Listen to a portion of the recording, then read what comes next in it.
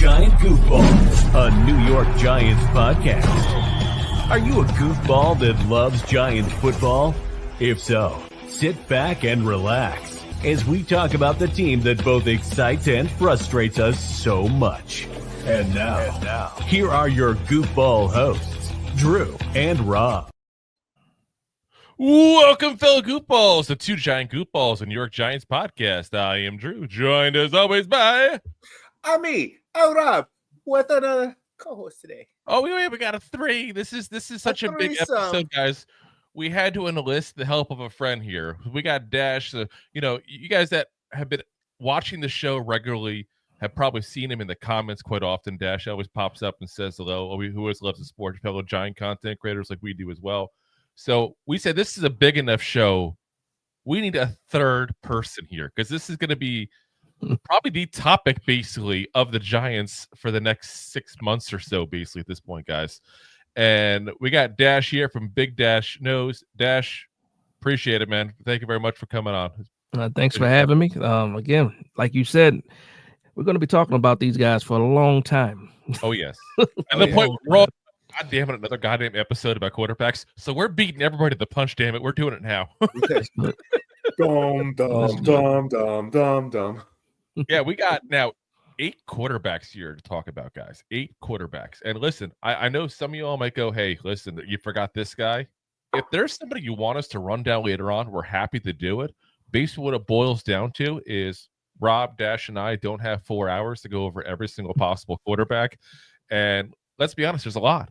And there's a lot of guys that, quite frankly, by the time the draft rolls around, they'll probably be 5th-round picks. And there's probably some guys that we don't even talk about that much now that might be considered a 3rd or 4th-round pick that might get elevated to a 2nd-round pick because of 2 things: need and things that changed the last couple months here at the college football season here, because that happens every single year, guys. Around this time last year, guys, we were just starting to talk about Jaden Daniels as maybe a late 1st-round pick. I was just about to say that. He became 2nd overall pick. And I was about to say, Jaden Daniels came out of nowhere to top 5 pick. Same with Joe Burrow a few years back. Like, there's some guys that are those prospects that will come out of this draft where you're looking into this year like, oh, he might go 2nd day, maybe, and then gets drafted top 5 QB. Yep. And for those who haven't watched the show recently, listen, Rob and I, we are not college football guys. We sit there and we start scouting like you would not believe when it comes to football, college football, when it comes to the draft. And we did this a little early because the Giants, let's be frank, they're kind of bad, guys. They're kind of bad. I'm putting it nicely. I'm trying to be nice about it. I don't want to say we stink like dog poop, but we do. It is what it is. Don't be nice. It is what it is. Well, I'm trying to be nice. We're looking to the future here with positivity. We're trying to be the worst team, and we can't even do that because we're the 2nd pick in the draft. Oh, my gosh. We're like Rafael Palmeiro talking about steroids. We're not here to talk about the past. We're here to talk about the future in a positive light, okay, guys? That's what we're here about. So, now, Rob and I have done this dive before the last couple of years as well. Last year, we were hoping to get a quarterback. We told you guys point blank, Caleb Williams was overrated. We said that right from the get-go. That seems to be so far true. Things can change. That seems to be so far true. We said Jaden Daniels was the best quarterback in the draft. That seems to be true so far. We said that Drake May scared us because he played at a small school that played very, very weak competition, but we weren't quite sure what to think about him. So we kind of get a pass in that one there. We also said Michael Penix Jr. may be the 2nd best quarterback in this draft. We'll have to see on that one there. Time will tell on that. Year before, guys, we told you avoid Bryce Young. We said he's too small. He looks like the kid someone brought to bring your kid to work day, and he should be nowhere near an NFL field. So far, we've been right on that. We said C.J. Stroud would be a great quarterback. Guess what?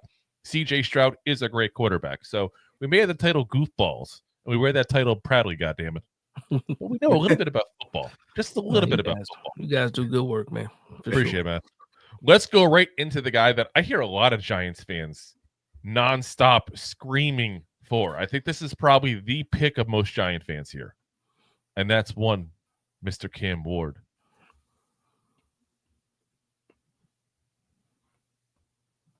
And am I the only one who loves that celebration he does, by the way? I just love that thing. I still don't know what it means. What does it mean? You know what? I have no clue myself, but I love it. I don't know. It's like the proper amount of swag. It's not like, you know what I mean? Like, it's like, you're like, yeah, I'm better than you. I'm doing good. But it's not like, you're not throwing it all over the place for like half an hour doing some like organized, can dance routine with half the team and stuff like that. It's just Can. Listen, I'm surprised we haven't seen it yet. Really, I'm surprised. Like it's insane some of the celebrations you see with some of these teams nowadays. But Cam Moore, 22 years old, 6'2", 223 pounds, born May 25th, 2002, in West Columbia, Texas. Guys, that's the one thing I wonder about is did he grow up a Cowboy fan? I'm hoping not. Doesn't matter. There. Played his high school football at Columbia High School, where he played in a wing T offense that allowed him only to pass 12 pass attempts per game, guys. So think of it this way, and not to get too technical on football here for you guys, but think of it this way. If you're in a Wildcat offense, how much is the quarterback getting to pass the ball? It's kind of like that kind of situation, guys. It was a run team. That's what they did. They ran, and they used the run to set up the pass 100%. He just didn't get that chance. His only scholarship offer he had was the University of the Incarnate Word. If you guys have never heard of that college before, guess what? You're not alone. I had never. I was going to say, no one else. Guy, like seriously, some of y'all might still be like, "Is that even a college?" It is, I promise. There's alumni. 2020 there at the University of Incarnate Word. 6 games, 2,260 yards. 24 touchdowns, 4 interceptions. He was a Jerry Rice Award winner that year. Southland Conference Freshman of the Year. 3rd team All-Southland. Then goes to, I messed up my notes here, but 21 University of the Incarnate Word. 4,648 yards, 47 touchdowns, 10 interceptions. Southland Conference Offensive Player of the Year. 2nd team All-Southland. I got to ask this question. WTF, Southland? How is he going to be the Offensive Player of the Year in the 2nd team All-Southland? Does that make any sense whatsoever? That's as bad as Andrew Thomas being 2nd team All-Pro and not going to the Pro Bowl. I'm just throwing it out there. Yeah. Like that's crazy. Given that. So then he transfers over to Washington State. 13 games in 22, 64.4 completion percentage, 3,232 yards, 23 touchdowns, 9 interceptions, 107 rushes, 58 yards, 5 touchdowns. 23, that's just last season. 13 games, 66.6 completion percentage, 3,736 yards, 25 touchdowns, 7 interceptions, 120 rushes for 144 yards, 8 touchdowns. Now, he guys initially had gone into the NFL draft last year. And I know a lot of people were talking about him as a potential sneaky early day 3 kind of pickup. He was going to be like a 4th round pick, according to most pundits there. Mm-hmm. And honestly, probably not a horrible place to put him based on what he had done to that point. But he took it upon himself to drop out while he still could, go back 1 year, leaves Washington State, goes over to Miami, who picked up a few players in the transfer portal this year there and kind of almost like an NFL rebuild to a certain degree there this season. Yeah. 24 this so far, 10 games, 68.8 completion percentage, 3,494 yards, 32 touchdowns, 6 interceptions, 50 rushes, 182 yards, and 3 touchdowns. Guys, he is playing at an extremely, extremely high caliber right now. Yeah. Spoiler alert, he's my top quarterback in this draft so far. What do you guys think? Is he your top guy? Who you going to first? You can go first, Dash. That's you fine. are the guest. He's my number 2. He's my number 2. I still have Shador. Who does number 2 work for? But no, I'm sorry. Go ahead. I was saying I haven't decided actually who my top. I have a top like 3 category. I just haven't decided how I want to place them. I'm curious who number 3 is. Because like there's a couple guys like because there's a lot of different looks around. Like Cam's are great. He's all around. He's having an explosive year. He's one of these guys that's coming in. Like you're looking at his career, 5 years. He's got what 17,300 some yards. Thus far in his college career, like it's fantastic. You're talking about Sanders, who's also been playing lights out, but he also looks like he should be a shortstop for the Mets instead of playing behind the center. That's a Met fan, folks, by the way. I'm just saying, like, hoping. The team's bad, but come on. What are you talking about? Listen, it's They the were in the Mets. It's the playoffs. same as the Jets. You occasionally go to an AFC championship game, but you're still the Mets in the end, okay? Hey, we're in the National League. Get your baseball facts straight. So here's real quick what's got listed. And I scoured a lot of different scouting reports online. I wanted to see what they listed as his pros and cons, and the consensus has pretty much been there. Great arm and natural throwing motion. Playmaker, improviser, makes pre-snap adjustments very well. The cons have been the turnovers, bad risks at times, and overthinks at pre-snap at times. Athletic, but yet the running game quite isn't there yet. Now, I got to say, that last one is one that I was like, what the hell? Like, when you watch this guy's tape, he doesn't want to be Lamar Jackson. And I'm all for that.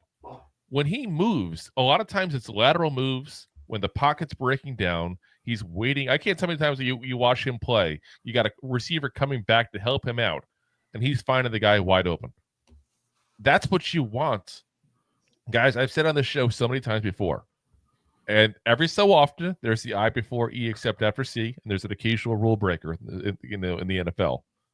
9 times out of 10, you win with a passing quarterback, not a running quarterback. And a running quarterback can be very exciting to watch, but look at the guys who were known as the running quarterbacks. Randall Cunningham, not a single ring. Michael Vick, not a single ring. Lamar Jackson so far, not a single ring. Again, you'll get guys who are mobile, like a Russell Wilson who has a ring. Steve Young, that's another one. Yeah, Steve Young, classic, great example. But a running quarterback typically doesn't, for whatever reason, again, it's kind of a newer thing in the last few decades, obviously, at that point there. Especially it's become more popular, I feel like, a little bit more lately. So maybe Definitely. I'll be proven wrong. Yeah, at some point in time, yeah. Until otherwise. But statistically speaking, you're not wrong. Because even you brought up Lamar, even looking at Lamar this year, he's better now because of what? He's developing his passing game. Yep. Yeah. So, he's a dual threat guy, and now he's starting to get to be a better passer now. Almost like some people are right about Zay Flowers, just saying. Yeah. We're gonna toot ourselves in the horn for that one there. He's been a good player. Here's what Bleacher Report said about it. It said Cam Ward is one of the most gifted throwers in the NFL draft class. The combination of arm talent, mobility, athleticism, and accuracy is growing amongst NFL scouts. He is comfortable using hard counts to force the defense out of their disguises, then set the protection to pick up any indicating extra rushers from the second or third levels of the defense. He has superstar potential if he can cut down on mistakes, risky decisions. You know what that kind of reminds me of, guys? Yeah, say it.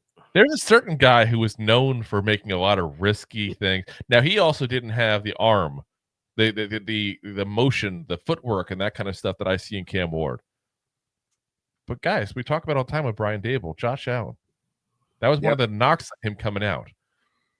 And let's also put this into thought process, too, as well. As much as we don't want to say this, his name is becoming as bad as saying Dave Gettleman in a Giants program.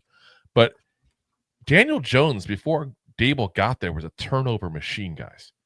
Yeah. Let's be very frank about that. But the fumbles, which he eventually got fixed up there, but the interceptions were still there. The last 2 years it started to come out, but 22, he got that problem fixed. That was the good year of Daniel Jones, that first year that Brian Dable, really worked with him.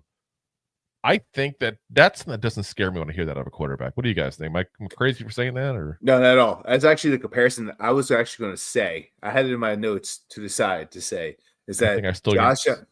I know you said I'm gone. Like you're looking at Wyoming or something, but yeah, exactly what you said. Josh Allen coming out of Wyoming. Everyone's like, oh, let's send on this guy. Let's look at this. Like who knows? He's turnover machine. Like, can he do it? But mobile. Being able to throw the ball. That's Josh Allen to the T. And he's, we can say it, top 5 right now? Yeah. Top 3, maybe? Top 3 probably right now. Yeah. Absolutely. I'd have to do an actual list. I don't have one of those in my head there, but probably top 3. Top 5 is probably a little conservative. Dash, what do you think of Cam Ward? I like Cam Ward a lot. Like, even though he's second on my list, I like Cam Ward a lot because of all the reasons that you stated. Just being able to improvise the way that he can improvise, you need that. And again, he doesn't have the best offensive line either. He, as far as his relationship with his wide receivers, has a great relationship. Whenever the play breaks down, somebody, like you said, is always ready to bail him out. So the broken plays are good for him. I love his confidence. He's a gunslinger too, like you said, Josh Allen. He's a gunslinger, maybe a little bit too confident, similar to Josh Allen. Doesn't quite have the same power as far as zip as Josh Allen has, but plenty of arm strength. A good leader. You see him with his teammates. As soon as they come off the field, he's talking to everybody. O-line, wide receivers. How do you run a route? Need to come back here, do this. I like his leadership ability. But like you said, he has issues where he could hold on to the ball a little bit too long, looking for the home run shot. And I think that's one of the things that makes him number 2 on my list because of the turnovers. If he hits fumbling, something like that. But that's something you can always work on. I hate to say it, how playing out of structure, kind of like how Caleb Williams would play out of structure when he didn't need to. Mm-hmm. This guy does it when he has to, when it's necessary. So I think right now when people want to look at Caleb Williams, and like I said, I wasn't on Caleb Williams the way you guys, you guys weren't on him either. You guys like Jaden Daniels, like you said, but I see similar parts of when the play breaks down. I see that little bit of Caleb Williams, but for me, and it's funny too because some people like to compare black quarterbacks to black quarterbacks. I'm glad that you guys brought in Josh Allen. I would also say this too. That final season of Joe Burrow at LSU, I see similar ways of the way those guys are making plays. Now he didn't have Jamar Chase. He doesn't have Jamar Chase, but Restrepo is doing a pretty good job too. But I just like that he's always looking to for the pass. He doesn't break the pocket to run. He breaks the pocket to find it, see if something develops a little bit downfield, and he'll take the shot every time. So I do like that, and I think it's good for what the New York Giants need. I like him a lot. Yeah, you know what I love is the background. Yeah. Coming from a high school that wouldn't let him throw, basically works his way from a small name school that none of us had basically heard of before we started researching this guy. Yeah. Ends up at a medium school, I guess probably safe to say, at Washington State. That's not a powerhouse school, but it's a medium school. You've heard of it. There's players that go into the NFL out of it, not necessarily at a high click, but there are players that come out. Then he goes, okay, let me go into the NFL. Okay, hold on. They're saying a little more seasoning. And he listens. You know what this tells me a lot? This kid is coachable. He listens to solid advice. And that's one of those things that we as content creators and, guys who just sit there and watch the tape and try to analyze this stuff, it's hard for us to look at that kind of stuff. We're going to get to the minute with Sanders talk because that's one of the questions I have at that point is the personality and the interview kind of stuff. But it's like, I feel like this kid is coachable because I see growth over his career. I see him listen to proper advice saying, hey, go back to school another year. You're going to be a 4th round pick. Go back and have a big year. You might be a 2nd, 3rd, whatever. Whatever advice they gave him. I don't think anybody probably expected. That's a little ridiculous to go to a kid and say, you're a 4th round pick now, but go one more year. You might be a top 5. That'd be ridiculous. Yeah. Somebody obviously gave him good advice, whether it was somebody from the NFL world, college world, whatever, but somebody gave him that and he listened. You know what's funny about that too is when they were giving out the Senior Bowl invites, and what's the guy named Jim Nagy, and I saw that Bo Nix got an invite. I'm tweeting Jim Nagy like, "Where's Cam Ward's invite?"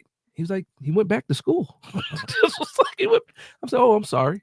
I was like, "Whoops." Yeah, but I was mad, man. I was like, "Where's his invite?" But also, I played wing T in high school. It's a prehistoric offense.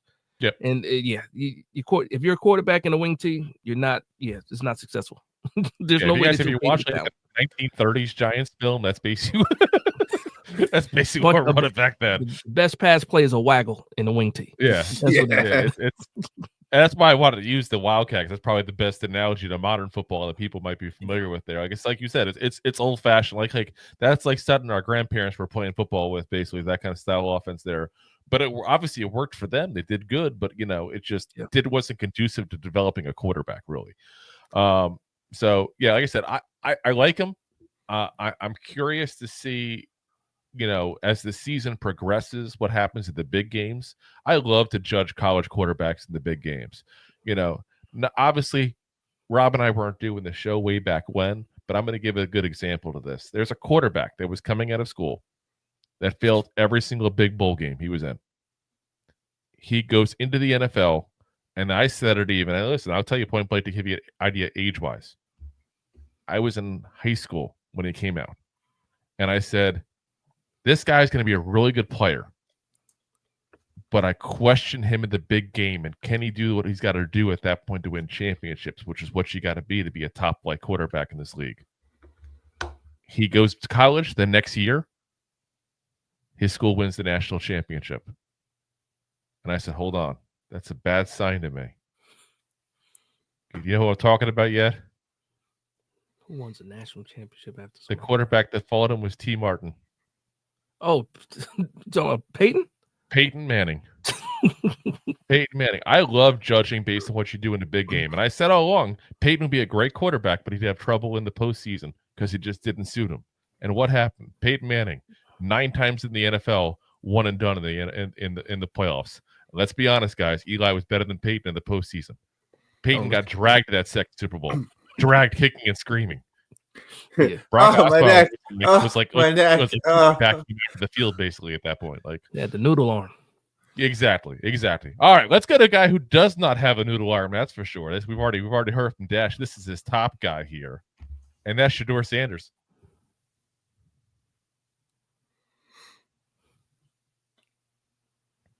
Yeah. There he is. And guys, this is probably one of the most exciting prospects, not just because of what he is on the field, but everything that goes with him off the field as well. There's a portion of that has to be discussed, obviously. Shedeur Sanders, 22 years old, 6'2", 215 pounds. Obviously, for those who've been living under a rock for the last few years, the son of Neon Deion Sanders there, Coach the greatest Prime. corner to ever walk this earth, basically. And listen, Deion had his detractors because of some of the things that people thought were a little overly cocky, I guess we should say. Yeah. And the apple don't necessarily fall from the tree there, I think, in this case here. Born February 7th, 2002, which goddamn makes me feel old. I'm old enough to be his daddy. That's bad. In Tyler, Texas, another Texas. Went to high school at Trinity Christian College in Cedar Hill, Texas, where his father was his offensive coordinator, which just seems weird. Would you put him on defense? The greatest corner ever walked this earth. I know he plays some wide receiver. You can't tell Deion anything, though. No, you can't.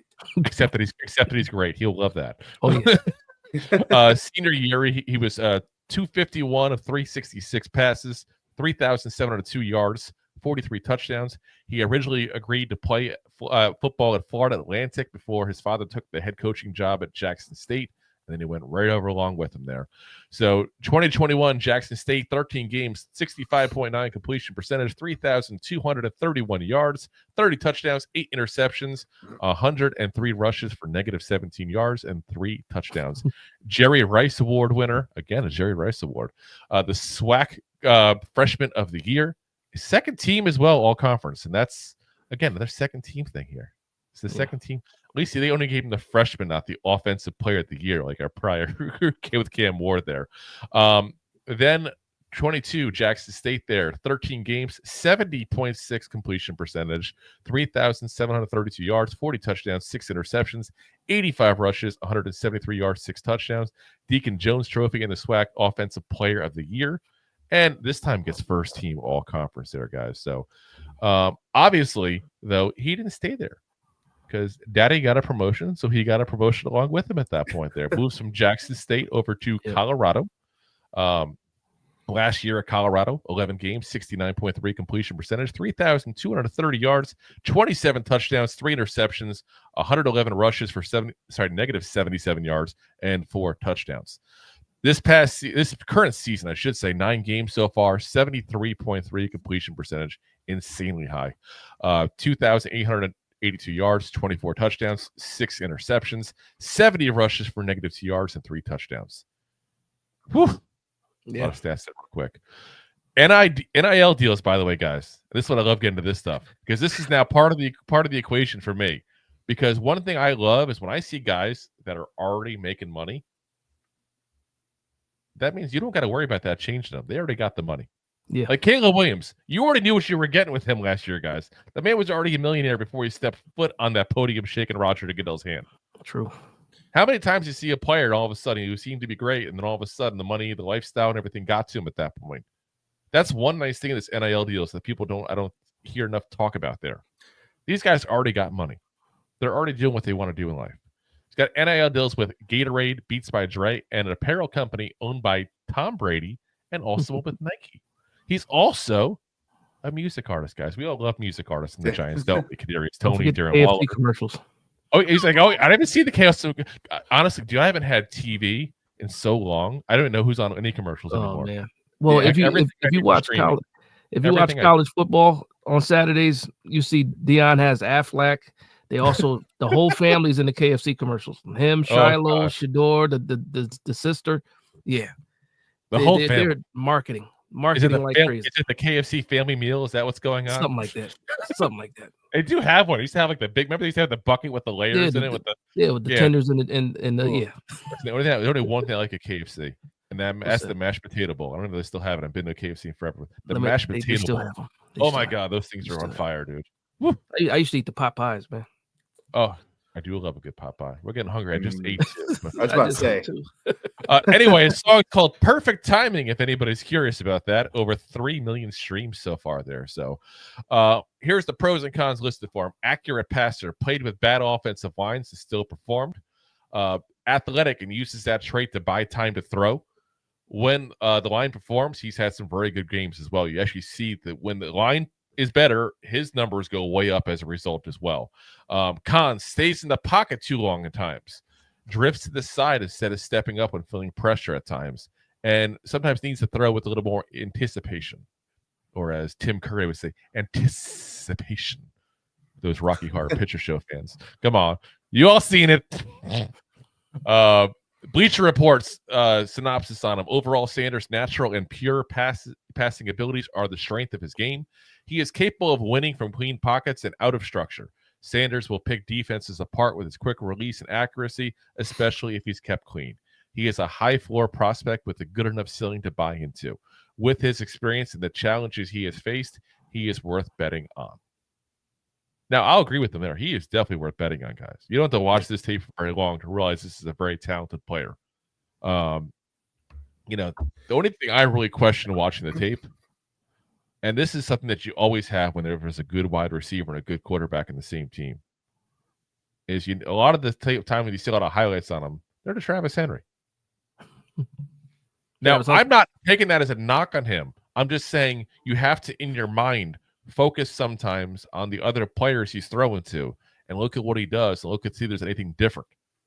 What I mean by that is a great quarterback can make a great receiver can make a good quarterback look great by helping him at a bad spot, some balls that are not quite 100% thrown well.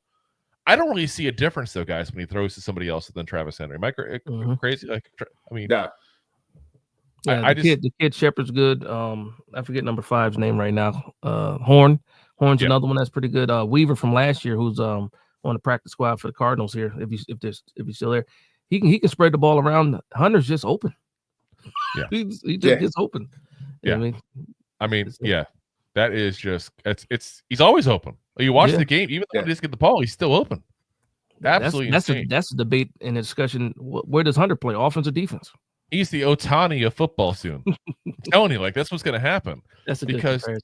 Yeah, and it's funny he's being coached by Deion Sanders there, because Deion, of course, was always in the NFL. He's a defensive player. I think it wasn't until he got to the Cowboys that they really started using him more as a receiver. I remember right from my youngin' days there. Returner too, yeah. Yeah, he was always a returner, yeah. But I mean, they threw him out there receiver, and he didn't embarrass himself. He never was a great receiver per se, but he was worthy enough of being like a third, fourth receiver on a field at times. That's the weird thing here. You got a guy who is probably the best corner prospect and the best receiver prospect in this NFL potentially. That's going to be interesting talk when we start scouting him. That's for sure. Yeah. But like I said, I don't really see a difference though in how he throws to other players, which is one thing I like. We mentioned we were pretty big on Michael Penix. One of the things I said with Michael Penix is I can't blame him for having 3 great receivers. What I can say is there are 3 great receivers who are playing with Penix. Yeah. How much of that is Penix? How much of that was receivers? I don't know. It's kind of similar with this. You can make the case, I think, that Sanders is being helped by having the top receiver in this draft potentially. But you can also make the case that he's also being helped by having Sanders. 100%. Yeah, and it's also like for Travis Hunter, when you look at a lot of his routes, they're all over the place. He's running wide receiver screens. He can throw deep across pattern, all that. So it's for me, a lot of that is timing too, though. I think that with Shador, when it comes to that connection with Travis Hunter, he just trusts him no matter what. If it's a 50-50 shot, he's throwing that ball to Travis Hunter. So when you do have, not to say a crutch is a bad word for it, but when you have a security blanket, maybe possibly that if it's a 50-50 ball, 9 times out of 10 he's going to come down with it. You're a little bit more confident throwing it that way. But I think he does that too with the other guy, Shepard. He doesn't really use the tight ends too much this year like he did last year. I guess the line was worse last year. But I think he does spread the ball around a lot. He does not have the same amount of touchdowns as Ward does. But as far as his completion percentage, like you said, high. Almost the best in college football, if it's not the best already. But only 24 touchdowns. Yeah. So for me, I don't see any kind of weakness as far as him being a quarterback in his passing game. To your point, he does have a tendency to hold the ball a little long too. And the funny thing is, he should know better because he got sacked a lot. Well, last year and this year. But he does have good pocket presence. I'll say that. His pre-snap, post-snap is the best. That's why I like him over Cam Ward. That's one of the things that I would score him over Cam Ward is that pre-snap. And Cam Ward is very good pre-snap and post-snap as well. But I just think that Shador is a little bit quicker in his decision-making than Cam Ward is. But that's my easy number one for him. I like the cockiness. I like how confident he is. You're Deion's son. And guess what? You have to actually be good if you're going to be Deion's son because that's a shadow. That's a wide shadow. The big shadow. Right? But that's how I feel about him, man. Yeah. I mean, what else can I say? What else can I say that you guys haven't knocked out of the park with this guy? Like, sorry. Yeah.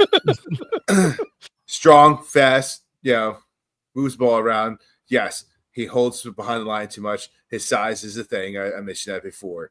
But he kind of looks like a better Kyler Murray coming out of college. And you know what, too? I think we're all lucky that he doesn't have his father's speed.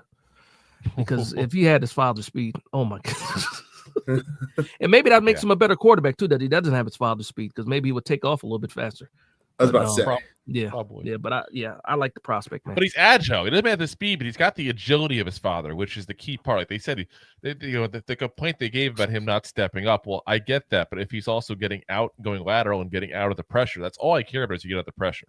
It's kind of one of those things. I don't care how you do it, just get it done. You know what I mean? Like I said, the only thing that really scares me with him really is I don't want to say necessarily attitude problems. I'm trying to have a better verbiage for it because I listen to guys. I always say with players, I don't know these guys personally. He's cocky, man. I don't want to be honest with that. He's but super cocky. I feel like the interview process for if I was Shane or if I was a GM that had the pick, first 2 picks and was looking at him as a potential quarterback for this franchise, the interview process for me is more important with him than is pretty much anybody else. Because when you get to see somebody when they're competing, listen, we've all played poker with even people. Let's go to football world. Let's play poker with buddies. And there's a guy who's winning and all of a sudden becomes the biggest damn jerk ever and you want to smack him across the face. Like, I feel like that's what Shedeur Sanders is. And some of those guys are really nice guys. They just get caught up in competition. And some of them, you just want to slap them across the face 24/7. Now, you got to know which one you got in Sanders. Yeah. And you got to know, like, there's this image of him as being this spoiled rich kid because of whose dad is and stuff like that. I don't think that's fair to put on him whatsoever. I really don't. I think that's over the top. And I've seen some guys basically call him that. And I get it. He's the son of a great football player. He's followed his father everywhere he's been coaching wise. And, they're kind of tied at the hip to that degree. I heard someone put a rumor out there, and it was the dumbest rumor ever because it'll never happen because of the contract extension Dak just resigned. But somebody was trying to throw a rumor out there of Jerry Jones firing McCarthy and hiring Sanders and somehow drafting, his son there. It takes a lot for that to happen. Yeah, but I'm just it's not happening. But they're kind of entangled together, and I think a lot of people didn't like Deion, and therefore don't like Shedeur as a result as well. They're 2 different people, guys. Exactly. We got to recognize that. They're 2 different people. I don't think any of us are exactly the same person as our father is. There's differences. No. Now, you'll get fathers and sons that are so alike they just butt heads nonstop. That happens in life. You see that kind of stuff all the time in families. But it's still different people.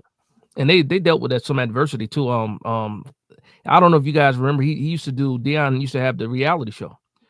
And he had the public breakup with Shedeur and Shiloh's mom and all that. And at part in time, they didn't like their father. for a while they didn't like their father, and he had to rebuild that whole relationship with his sons and his daughter, over the mom and that a horrible breakup. But he's not one of those spoiled rich kids. And it's funny too because they always joke about how cheap Dion is, whether it's buying dinners and stuff like that. So no, they definitely have one thing about Dion is he obviously he loves his kids. He treats them when they're on the field, he treats them like they're players. Yep. As players should. first. Hey. Yeah, exactly. So I think when you have somebody like that over your shoulder, it makes you want to push a little bit harder too. But it's like a level of jealousy. It's almost like that team that wins. Like right now, everybody hates the Chiefs because they won Super Bowls. I feel like everybody hates Sanders because they look at the life he's had, and people get jealous. Listen, I get it. There's people like I wish I was born to the son of I was the son of an NFL Hall of Famer. I wish I had the talent to be a top flight quarterback in college football. Like there's a lot of wishes in this kind of stuff that a lot of people wish they had that kind of lifestyle, and because of that, people are very quick to judge because it's almost like, oh, I wouldn't be that way if I had that kind of life. Oh, I wouldn't have done this. No, because let's take it away. Walk in the man's shoes. You have no clue what he goes through on a daily basis. Yeah, because let's take it away. Like no matter what, you're talking about a top 5 prospect coming out of this draft. You're talking about last year, top 10, top 15. Mm-hmm. You don't get there because your dad was a great football player. You get there because you put the work in and you put the you put the time in. You're not lucky to be a top 5 talked quarterback in the draft. No, you're a hard worker. So to say that he's a spoiled kid and got there because his dad was Neon Dion, go kick rocks. Like I said, I think a lot of that honestly is hatred of Dion. There's a lot of people that are older fans that remember him playing. Like I said, I was around for those days to watch him with the Cowboys, and not as much with the Falcons. That was a little before my time, that part there. But especially with the Cowboys, and even later on with the Ravens when he came out of retirement and stuff. Like a little bit with the Niners time at that point there. But he was a cocky guy on a team that a lot of people hated, including myself. Obviously, we all hated the Cowboys here on this group. Oh, absolutely. There's a lot of hate. There's a lot of people that don't like Dion. Point blank. Let's be very frank about that. Dion is not a very liked person in some circles of NFL fans because he played on great teams. Yeah, and the point that I would also like to make about him not being where he is because he's his father's son is, look at Shiloh. Shiloh is on defense, plays in the secondary. Where's the number 21? But hasn't gotten nearly as much buzz as Shedeur has, and he might even be like a UDFA. He might not be draftable, but yes, and he's on the same team, playing at the same time, and not getting nearly as much popularity. And you know what? One of the guys we're going to talk about here in a little bit is the son of a current NFL quarterbacks coach and a former NFL quarterback, and yet you don't hear it with him whatsoever. It's talked about more like this is the coach's son, as if it's some prestigious thing. Yeah. Listen, guys, hypocritical, right? Am I crazy? Like, tell that to Michael Jordan's son. What's the difference? Where's Michael Jordan's son? He wasn't that good. He's a baby with Scotty's ex. Yeah, and he's partaking in some stuff. I gotta wonder when his son first started dating her, if the first time they went to the movies, they went to see Euro Trip and has Scotty Doesn't Know as the song in the background while they're making out. Oh man, it's horrible. It's horrible. But yeah, like I said, I think the interview process for me tells me everything in Shedeur. If I'm one of those guys, like I said, I want to see his answers. I want to see the real him. I want to see not the competitive, but find out who he really is as a person. And you're not going to find that until you really get down to have an actual sit down. And it won't even be at the combine, guys. It's going to be the visit.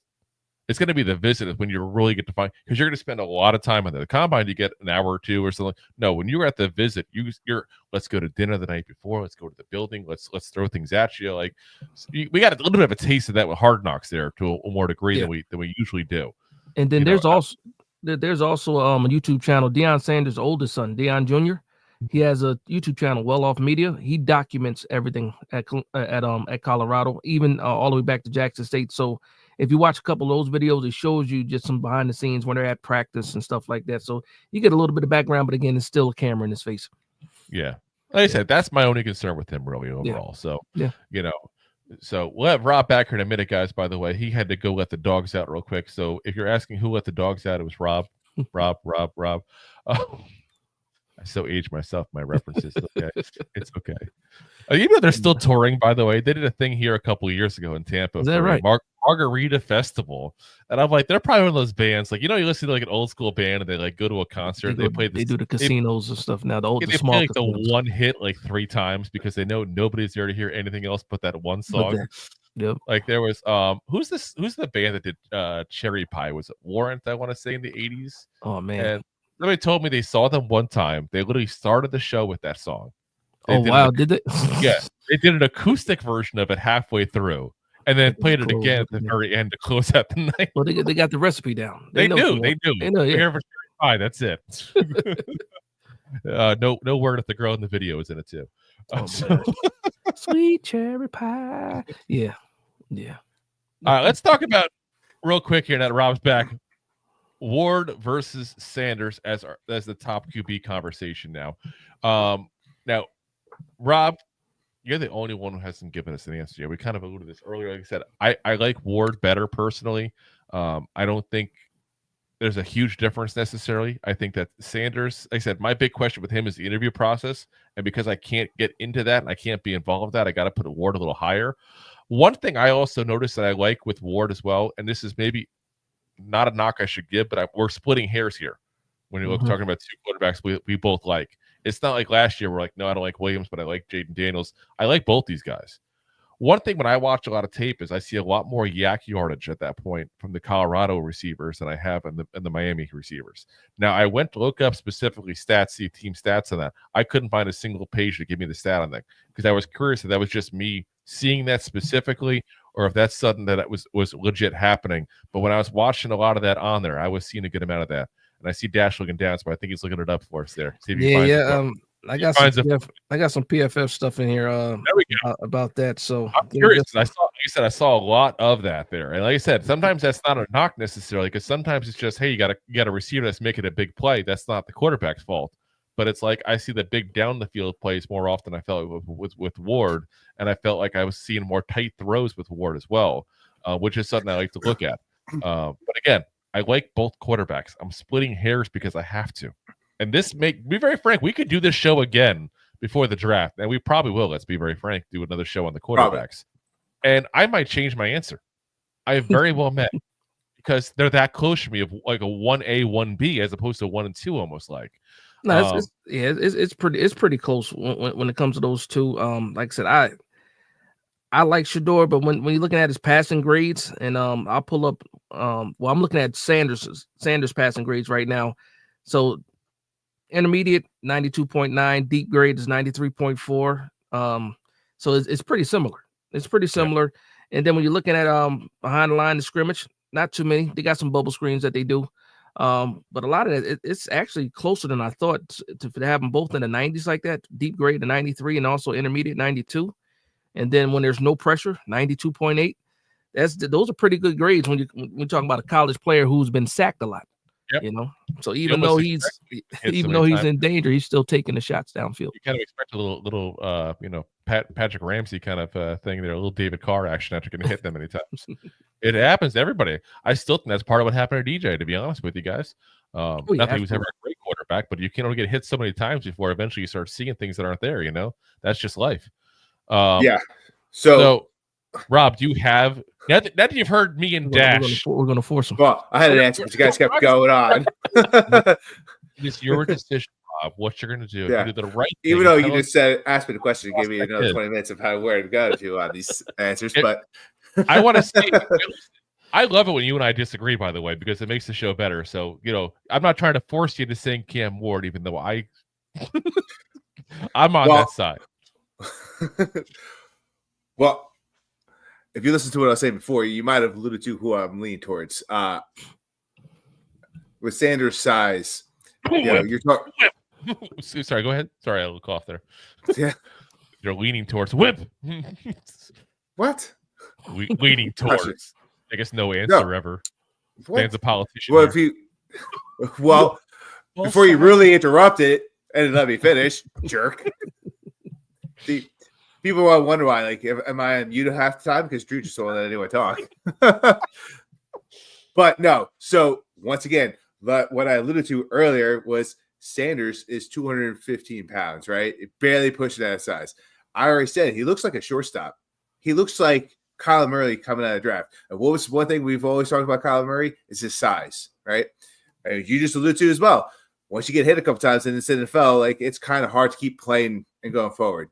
When you're a smaller size quarterback, it's kind of hard to do that.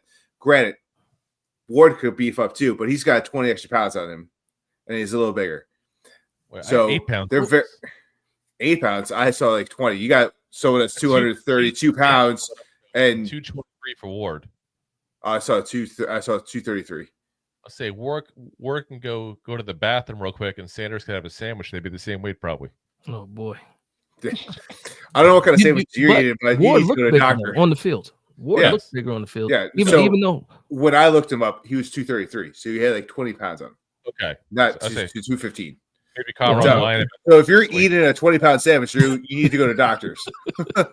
Listen, sometimes you go to Chipotle, you get the double wrap. If you're taking a 20-pound dump, you need to go to doctors because you're doing something wrong. The height's not too off though. You're talking an inch different.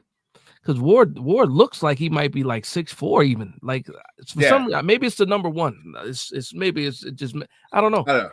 On the field, you look like a guy that should be like a picture perfect quarterback in the NFL with the height and weight, and you look at someone else that looks like almost like he's Russell Wilson, Kyler Murray. Like you're talking about guys they look smaller. Well, but guess what? We'll see because there's no way that they're that close in height. Like to me, we'll see at the combine when they get their weight and height. We'll find out. That love to lie about heights and sizes as if no one's gonna find out when they go to the combine. Yeah. I don't know why. He only put 2 extra socks in his shoes just to go a little higher. He's only wearing his cleats are also lifts. Yeah, because to me, Shador's probably like just over 6 foot, probably maybe 6'1". He's definitely not 6'2". Which is the weigh-ins though. We'll see what happens. Yeah. Hopefully he eats that 20-pound sandwich before he goes to the weigh-ins. So, all right. So we got me for Ward, Dash, you're for Sanders. Rob's leaning towards Sanders. No, did you not totally listen to anything I said? See, this is why I can't get anything in here because Drew does not listen to anything I just said. He literally went blah blah blah just to tick you off, right? He said the man he got 20 more pounds on him. You said it. He gave you all the examples. I just love to mess with him. I gave you everything. Now you just want to pay attention. It's cool. He comes back and just gets. He just didn't want to agree with you. That's what it was. He don't want you to agree with him. Yeah, that's it. Yeah, it's supposed to be opposite sides. Oh man. Like the skip and skip show now instead. Oh boy. Anyway, yeah. So we'll see what Rob goes later on, full on there. But like I said, it's splitting hairs. It's point blank splitting hairs. I'll be happy with either one. Literally. Yeah. Let's go to the next quarterback here we got. And we got Quinn Ewers here. Oof.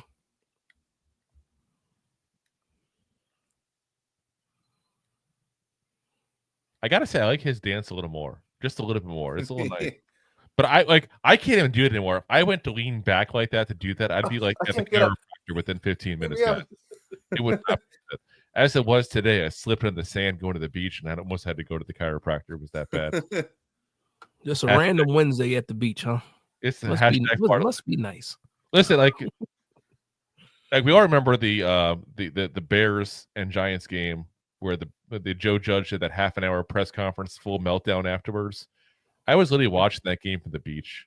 Oh man, that was on the phone, smartphone just going. I was like, you know what? I'm just like watching this thing on some bootleg site here from the beach. I figured if I get too stressed out, I just look around off the phone and just. How long have you been in Florida? 8 years now. Okay. So been quite a while there, but I keep talking about moving again. Though we'll see. I get bored. Okay. Luck if it's your wife. I know. Moving is not fun. Listen, moving's not fun, but listen, when you buy a house for $300, it goes up to $500. All of a sudden, you got $200K in equity. That makes you want to move somewhere. Well, yeah. When you put it that way. Yeah. You can move a couple more times, right? No Morgan, just a beautiful thing. So anyway, Quinn Ewers, as I get sidetracked talking about Florida analysis here. 21 years old, 6'2", 206 pounds, born March 15, 2003, San Antonio, Texas. I'm the Texas guy here. His Florida moved to South Lake, Texas when he was 8 years old and went to high school over at Carroll Senior High School. This kid literally received his first scholarship offer, guys, in 6th grade to go to North Texas. Could you imagine getting a scholarship offer at 6th grade? Like, that's insane. What are you, 11? Yeah, like I see potential in you one day, kid. Like, he's probably like 5'5", and I'm like, yeah, 140 pounds. Not even 140, was he? Like, what if he never grew? 110. So he originally committed over to Texas, but then switched over to Ohio State. Played there in 21. Played one game with absolutely no single stats whatsoever. Switched back, reverse course, like Missy Elliott said. Put his thing back, flip and reversed it there. Went right back to Texas there at that point. In 22, Texas, 10 games, 58.1 completion percentage. You notice the big difference there between him and Sanders. 2,177 yards. 15 touchdowns, 6 interceptions, 24 rushes for negative 52 yards, and a touchdown. 23 in Texas, 12 games, 69 completion percentage, 3,479 yards, 22 touchdowns, 6 interceptions, 59 rushes, 75 yards, and 5 touchdowns. Second team All Big 12 that year. This year so far, 7 games, 69.3 completion percentage, 1,722 yards, 19 touchdowns, 6 interceptions, 23 rushes, negative 50 yards, and a touchdown. Now, guys, we got to mention he's been benched this year in one game against Georgia when he went 6 for 12, 17 yards, and an interception. Doesn't take a genius to figure out that 6 completions for 17 yards is not a very high yardage. He basically struggled getting around their pass rush. He went back into the game later on and improved on the game overall to 25 of 43 for 311 yards, 2 touchdowns, and an interception. Now, I can look at that as positive and negative, guys, to be very frank with you. He struggled mentally with the pass rush, and that's an issue, especially in the NFL. Like, no matter where you go, you're going to hit a pass rush. Offensive line can only stop it for so long. But then you go into the fact that he came back in and improved. You know, talk about the coachable stuff with Cam Ward and stuff that I look for signs of, are they coachable? That's a sign to me of one of two things. Either the man just needed a break like Anthony Richardson, or he was coachable. And his coach sat him down, worked with him, said, listen, and they probably had the tablets going. Like, here, look at this. You saw this. This was here. And showed him some stuff. And to go 6 for 12, 17 yards, end up 25 of 43 for 311. Something worked, obviously. Something obviously worked. And Georgia is not the usual Georgia this year, guys, but they're still not a bad team. Georgia will never be a bad team the way they get players. No. So that's still, like I said, it goes in the con and the pro con for me to a certain way. Am I crazy for that, Dash? What do you think? Am I crazy for that? Is that just... No, I like yours. I think, unlike Cam Ward coming back to Texas, it's not helping him. It's not helping him. I actually think it's actually hurt. It hurt him. He probably would have went higher. I mean, we'll see. We still got the college playoff. He still can redeem himself. But I think he had a lot more steam last year than this year. He wouldn't have got drafted in the first round last year either. For me, he's a day 2 guy. I would be happy with him for the Giants if we got him maybe in the 2nd or 3rd round. I wouldn't be happy with him in the 1st round. But as far as his talent goes, strong arm, quick release, sneaky athletic, small though. He's a smaller guy. With him, I don't even, maybe he's 202 pounds, possibly another 6-footer. But for me, I was more excited about yours last year than I am this year.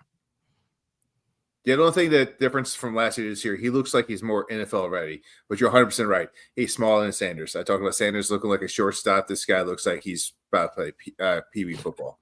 Yeah. So, like, he definitely has some room to beef up, if you will. He needs to take that Beefcake 5,000, but he has like a high floor coming into here. Like, he's got good footwork. He's sneaky, mobile with a great arm, and he adjusts to plays, just like Drew said. You sit him down. He went for 6 completions, 17 yards, and before he got mentioned, he went 19 completions for 190 yards, 290 yards. So he adjusts and he made great adjustments and he played well. So he looks like he's a coachable guy. But once again, he's a small guy that's going to get beat up with the pass rush. Yeah, he's also good enough to fend off Archie. Yeah, it's because they're ready to throw Archie in there. Like they really are. They really are, and he's able to fend him off. So, but I don't want to sound like I'm down on yours. I'm just down as far as comparison from last year to this year. But you hit the nail on the head. He has improved, and he is a quick study, and you can tell that that he takes whatever the coaches give him and he can apply it, right then and there. So I like that. The only other thing that scares me are the injuries too. Because like I said, he's a smaller guy. He's already taken the beating, and how durable is he really going to be? But second, third round. Yeah, well, he's also one of the guys I think this year he has 0 underpasses, but it's all overpasses, right? Mm-hmm. So like he's got the arm strength. So that's something like you got to look into in the NFL when you're talking about NFL ready. Does he have the arm strength to throw the ball down the field? Yeah. Yes, no, maybe. Like look, Danny Jones. Like let's beat up on the guy now. Like how many underthrows does he have this year? Yeah. Like yours has exponentially less because it's 0. Yeah. No, he can make all the throws. You can make all the throws for sure. Yeah. Yeah. I mean, that's when they go in the pro column and pro and con column form, they had arm strength, quick footwork, makes pre-snap adjustments, holds safeties with his eyes, which is one of those things that a lot of college guys don't know that going into the NFL. They kind of been getting away with not doing that. You see that quite often rookies coming in. Like you mentioned, Dash athletic and mobile in the pocket. Cons wise, needs work on some mechanics, struggles at getting through progressions at times, and has trouble under pressure. So I think this is one of those first guys that will be a recurring theme for a lot of these players for me is in the right situation, he could succeed. Whereas the guys we talked about before, Ward and Sanders, they can go anywhere and succeed and you'll figure it out and you'll figure out a way to pop them in there and get it going there. I think this is a guy that needs the right spot. He needs a spot with a good protection there, with a very good sound quarterback coach, whether it be a head coach guy who was a former quarterback coach or offensive coordinator or a good quarterback coach, someone who can take him under their wing. So you're saying the Raiders is not the home for this guy? Listen, I'll take the Raiders. There's a lot of talk with Sanders specifically about like where he's going to go and Dion being this very specific. If I was them, the Raiders are a place I would not want to go whatsoever for any of these guys. The worst place to go. Yeah. Yeah. It's where quarterbacks go to die. Jamarcus Russell looking at you. Where I think Ewers would be perfect, actually, is if he gets to a spot where he's got a veteran quarterback already there, where he can sit for a year to work on some of the mechanic issues, get a little bit better at that point, and then step in. This is one of those guys that I feel like if we throw him to the fire right off the bat, he's going to get burnt bad. No, he's cooked. Yeah. But if you give him a chance to develop and you have the right guy to develop him, then I thought you were going to say a team. No. I'll give you. I was about to say, you're going to say Jets? No. I'll give you a team. I'll do it. I'll give you a team. I'm going to see if you think the same thing I think. But I'm not so sure this situation happens depending on what happens with the trades this offseason. Okay. The Rams. That's my number one right there. Yep. We're on the same page. Paul McVay to help him out. You got Matt Stafford to learn from. You got him sitting for a year. When he comes in, he's ready. He's got already good receiver. Even if they get rid of Cooper Kupp, he's still going to have Puka Nacua, who is an amazing receiver. So, yeah, I think that's a good spot. And if you notice, the Rams have been doing some work on their offensive line too through the draft and trying to build that back up again. Sean McVay and this Rams front office is sneaky smart about going, okay, they're not looking at now. They're looking at 2-3 years down the road. Yep. And they knew Matt Stafford is not long for this world, not long for this NFL world. As much as he's a great guy, and we all root for him just based on what you hear about him personally. And he's kind of entertaining. I love it when he talks about he's like the old man trying to get with the young kids and like find some common ground. It's funny. It's funny, especially for all of us. I'm in my 40s now. I get it. Like I talk to someone in their 20s and I forget sometimes. Like, oh yeah, they weren't really born for this crap. Yeah. So it's like you got no riz. But the Rams are seeing the writing on the wall with him, and this is the perfect spot for him to go. Let Stafford play for another year or two like that. Let him learn. almost like the Packers do. There's a reason the Packers succeed with quarterbacks. They let them sit. They let them develop. I'm actually a pretty big fan of that. I'm really hoping the Giants actually pick somebody up this offseason to be that kind of quarterback for, even if not the full year, for at least the first half of the year. So to let whoever we get develop, let them learn. But like I said, I think that's 100% the perfect fit for him. Yeah, the Rams are a perfect spot for a lot of these guys that are day 2 and day 3. It's another guy on the list that also will fit, with the Rams too. But yeah, a couple guys. By the way, if you all notice that Rob is a statue, he just sent me a text. He's lost power. Power went out of the house. So Rob maybe is there in spirit for the rest of the program. We'll find out. Just leave him just like that. Oh, I'm gonna leave him just like that too. And it's funny when we break the show up into the clips later on. It's gonna be funny. Like, why is the guy in the middle? Oh, we just lost him. Oh, he lost him. You're like, why is the guy in the middle not talking? Well, apparently you're Rob now, Dash. Right. But yeah. Let's see here. I'll make this adjustment so it makes it look a little less weird. Then at that point, the wrong names on it. Yeah. All righty. So anyway, here's what FanSided had to say about Ewers. Said Ewers is a quarterback with a strong arm and good mobility in the pocket. He's a vertical passing threat who could thrive in a West Coast offense where they prioritize the run and play action. He is fluid and flexible as a thrower, capable of extending plays with his legs. However, his mechanics require refinement, and he struggles with post-snap progressions. His execution play-by-play is still very inconsistent, and much of that stems from his mechanics and lack of poise in the pocket. That's a little harsh, I thought. Yeah, those cons are... To be honest, I thought that was a little hard. Like, he's a rookie. You might need some time to develop. You think? You can say that pretty much 99% of the guys that came out of the NFL draft. But you ever notice how with some of those breakdowns, too, when they do the pros, sometimes it contradicts the cons sometimes. Yeah. And it's like, wait a minute. Well, I thought pre-snap, post-snap he was good, but now he's, tends to slow through his progressions. What, like, which one is it? Every time I see, like, they're like, he has struggled. He struggles with when the protection breaks down. Then it's like he's really mobile and good at getting out. It's like, huh? Excuse me. Pick a side, goddamn it. Can I trust you? I got trust issues. All righty. Next up here, guys, we got a guy who's another interesting case here. Another guy that was talked about coming out last year that I don't know if he helped or hurt his stock by staying in, but you can make that case either way potentially, and that's Carson Beck. Oof.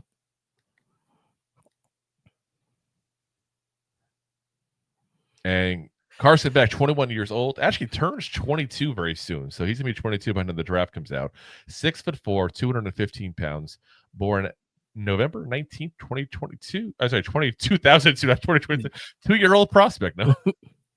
In Jacksonville, Florida, went to Mandarin High School. He was named the 2018 Florida Mr. Football after throwing 3,546 yards and 30 touchdowns, and led the school to the Florida State Championship, throwing 5 touchdowns in the championship game. His senior year, he threw only for 1,843 yards and 20 touchdowns. He was also a star basketball player in high school, which, am I the only one who can't picture him playing basketball? Yeah, I don't know. He just looks like he'd look goofy as hell playing basketball. I'm sorry. Like, he just doesn't look like he'd fit the part at all. Like, it's just something about him. Like, what? No? It doesn't look like a hooper. Doesn't look like a hooper to me. You know what it is? There's a certain amount of grace and body motion control you really need as a basketball player. And he just doesn't strike me as he'd have that whatsoever. No. Like, he's the guy that if he go up to the dance floor, you're like, stop. Dude, stop. For me, him coming back definitely hurt his stock. And the funny thing is, going into this college season, a lot of people had him number one. They had him over Sanders. You might have saw Ewers too at number one in some cases, depending on what site you were looking at. Prototypical type quarterback, 6'4", 6'5", 220 pounds. He has that size, good arm. Can't deny his arm strength. Make all the throws, but there's just something going on with him. Pressure is one thing. He doesn't, he doesn't give you what you need. And they did lose, Brock Bowers last year. He was like his security blanket. But there's not a shortage of talent when you're talking about the Georgia Bulldogs at all. No. And for me, and it's funny too, because when I look at the Alabama game, they were getting blown out in the beginning. I thought the game was absolutely over. And for me, his stock was falling. And then that second half, he had a pretty good second half, bringing Georgia back into that game. So, that raises the confidence. You show a little bit of adversity and coming back from that. But as far as just a prospect to me, I think he's a fringe guy now, because before he was, a first rounder. Now he's fringe first round, day 2 guy, in my opinion. Is he my choice for the Giants? Absolutely not. But if we get into the second round, I wouldn't mind, checking out Carson Beck. Something about him just screams lifelong backup quarterback to me, man. I got to be honest. Like that's what I see. I see him, and I see him, and it's like I see him next to a pitcher of Colt McCoy, and I'm like, who's who? Well, what was a quarterback from Denver that Denver drafted? Brock something. Remember him? Brock Osweiler? No. Brock Osweiler. Those kind of vibes, man. Where it's not quite the guy who conned Houston out of a big contract. Oh my gosh! And then remember Jerry Jones wanted him. If only. Right. Yeah. Stats on him here for you guys.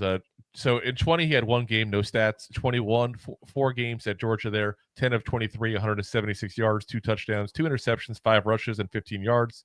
That was a national championship season, obviously, for Georgia, as was the next one at 22, where he's 7 games, 26 of 35, 310 yards, 4 touchdowns, 7 rushes, 43 yards. Obviously, he's a backup at this point here. Last year, 23 is his first year starting. 14 games, 72.4 completion percentage, 24 touchdowns, 6 interceptions, 60 rushes for 116 yards, 4 touchdowns. Second team All SEC. Now, guys, the guy obviously first team All SEC. I don't have to look it up. I know it had been Jaden Daniels, so obviously I can't even hate the man for being second team at that point there. That was my number 1 prospect last year coming out there, and that wasn't even just quarterback. Overall, I thought he was going to be a beast. This season, currently in Georgia, 9 games, 65.4 completion percentage, 17 touchdowns, 12 interceptions, 38 rushes, 39 yards. Guys, that's something that scares the what out of me. Yep. You went down. You were supposed to get better. Significantly down, though. Yeah. Like I know you're mentioning like second round or so for him at that point. I wouldn't shock me at all if he drops to like 3rd round, early 4th round, that kind of player, because that's a huge drop off, and that's got to scare people. And if it doesn't, if somebody just loved him from the get go and just refuses to change their opinion, I feel like. Yeah, I think, like I said, last year, that 2023 season, he should have came out. He should have came out. He was doing everything right. And the funny thing is like when you look at him this year, it's kind of like what happened to you, like because it's still that Georgia offensive line, which is pretty standard. You still have some talent on the outside, not the same type of names, but you should not be playing as bad as you're playing right now. And it's not like the SEC is as strong as it normally is too. We'll find out in the playoffs. But to me, I'm like second round is kind of friendly for me to say that. Day 2 sounds better when you can throw in the 3rd round, especially when you're looking at, like, if I'm going to compare him again, at the top we have Shador, we got Cam Ward, another guy we have not talked about yet that's also a fringe guy. But then when I look at Beck, I kind of put him and yours in like the same category, where they're not horrible, they're not great, but you can survive. Probably you can survive with them. You can probably sell them. Maybe you can't sell them to me, but you might be able to sell them, to the masses. But I don't want to kick him while he's down. I want to see what happens in the playoffs, because that's what matters. We'll see what happens, because I like the way he responded in that Alabama game. I would like to think that he's more of, and I've been harsh, like on Twitter, I've been harsh on Carson Beck. I don't even want to hear it when it comes to Carson Beck, but I'm also an Alabama fan. So it's there's a little bit of bias, or a lot of bit of bias there. But yeah, it's not like he's a kid that you can hate. I don't hate him. Yeah. I just would like to know what the heck happened to you, man. Yep. Yeah. Now, interesting side note. I didn't even know this till I did the research on this kid here. We all remember the Cavender. Is that the name I pronounced the twins there that were playing in Miami? Who's that? So I'm gonna look it up real quick for you. I'm gonna see if I can look it up. So yeah, I don't know who you're talking about. There's the Cavender twins who played basketball at Miami, and they were well known because of the fact that they were, attractive young blonde women. Okay. I guess probably the best way. I'm trying to be nice about it. Is he dating one of them?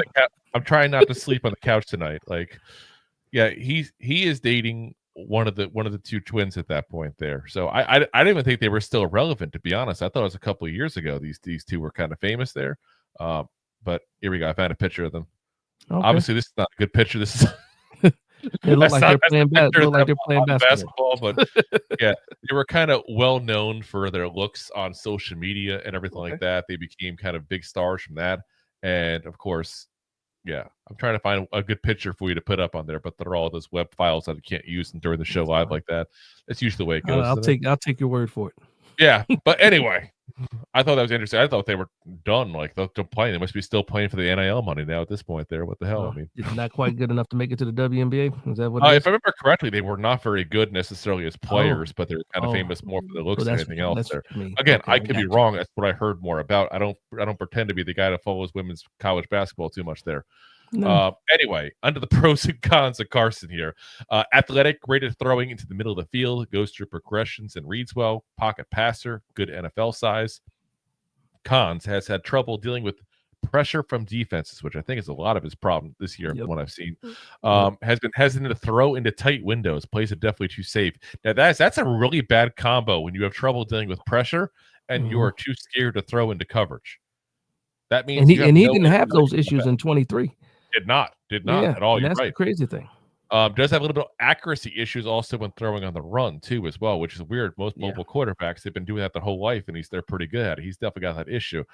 Bleacher Report said Carson Beck is a talented pocket passing quarterback with enough mobility to remove the statue comparisons when he is allowed to comfortably and confidently throw with timing and rhythm. Carson Beck will make defenses pay. I appreciate his processing and football IQ. He is best suited for a team with a good supporting cast and rushing attack, alleviating the need for Beck to play hero ball or carry the offense. His overall skill set makes him a potential long-term starter in the NFL. You know, it's been an interesting place for him. We talked about it as a place for no one to go. Put him back with Brock Bowers again. Take him back the Raiders, right? That's where. Yeah, right. You know, they got two really good back-to-back. Yeah, because they got the kid from Notre Dame too, didn't they? The year before. Yeah, Michael Meyer, not to be confused with the Halloween kid. So yeah, they got two good running backs back to back at that point there. Like I said, that might be an interesting spot for him, I think, honestly, just because of the two comparisons there. We did have Rob also chime in from the comments section there, said 4th round unless he balls for the rest of the season. So he got him definitely as a day 3 guy. Okay. I said, honestly, like I said, if I'm an NFL scout, that would scare the bejesus out of me. Yeah. Where I wouldn't go for him unless it was a situation like we talked about before with Quinn Ewers going with a spot where you can let him sit behind somebody for a year or two, and then if you decide in the first year he's not the guy, you repeat the process next year. Yeah, you know, with me, and a lot of this has to do with where the New York Giants are right now as far as where we're picking. If I'm picking at 2, I don't want to talk about Carson Beck. I don't want to talk about yours. Give me one of those top 2 guys, please. You know what it boils down to, though. I think a lot of the fan base is worried, and it's a weird worry to have, but they're worried about Tommy DeVito coming in and kicking us back winning games, like the 9 or 10 spot at that point there, and it's possible. We have to be in the top 5 because at least we know if we're in the top 5. If New England still sucks, if the Jaguars tend to suck still, we can possibly trade with one of those guys because they already have a quarterback. Yep. But we have to stay. We have to be at least in the top 5. That's why I was a little shocked, to be honest, that we were so quiet at the trade deadline. But at the same point, you look at what everybody was getting. It's like people are like, "Oh, we'll trade Darius Slayton." Well, it's like a D-Hop is only worth a 4th round pick. What is Slayton worth? A 6th round pick? Does that really help you? Like, what if I give you the 6th round pick to get this to go up from number 5 to number 2? Ooh, a 6th round pick, you say? Oh man, like it wasn't even worth making the deals at that point there. So, so I know you mentioned you're an Alabama fan here a moment ago. Yeah, we got to talk about your boy then. Got to talk about Jalen Milroe. Let's talk about him here. Here we go.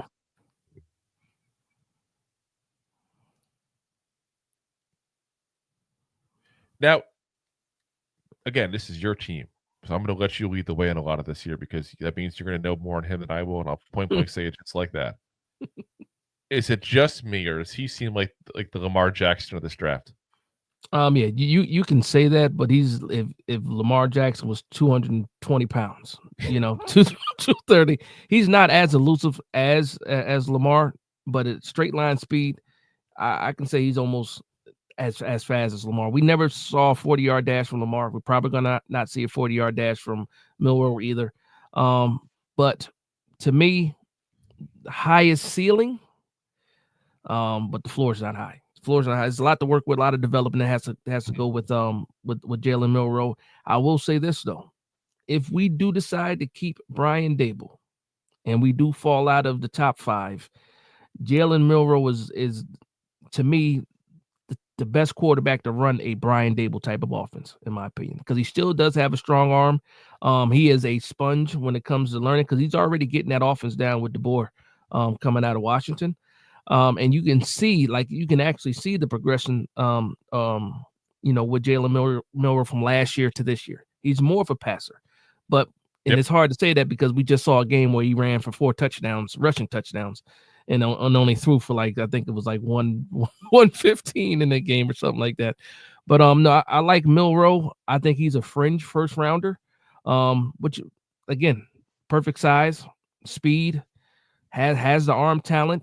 I know you compared Ward to Josh Allen earlier. I'm not going to say that he's Josh Allen, but he does have those physical traits where he can extend plays. I wish he would look to throw more, but he does throw it. And he has a cannon. And that's why I use that Lamar Jackson comparison there, because I feel like if it wasn't for his running abilities, he wouldn't be as highly touted a prospect there by far. And that's not necessarily knocking him. It's a skill. You got a skill, you use it. I don't ever want to knock any player for using whatever they got they're good at. If you're good at something, use it. That's what makes you special there. So real quick, the history on him here. So Jalen was born December 13th, 2002, went to high school at Hopkins High School in Katy, Texas. Another Texas. You notice the Texas theme here with these quarterbacks. Something in the water, man. It's something in the water. It's funny. Every single NFL draft, it's like you swear like high school football's only played basically in Texas and Florida. Yeah. It just seems that way, guys. Every single time. Like 70% of the NFL is Texas or Florida. Yeah, it's crazy. I'm root for some of these players sometimes just because they're from my neck of the woods at that point where I'm living now. It too. So there's something in the water in Florida too.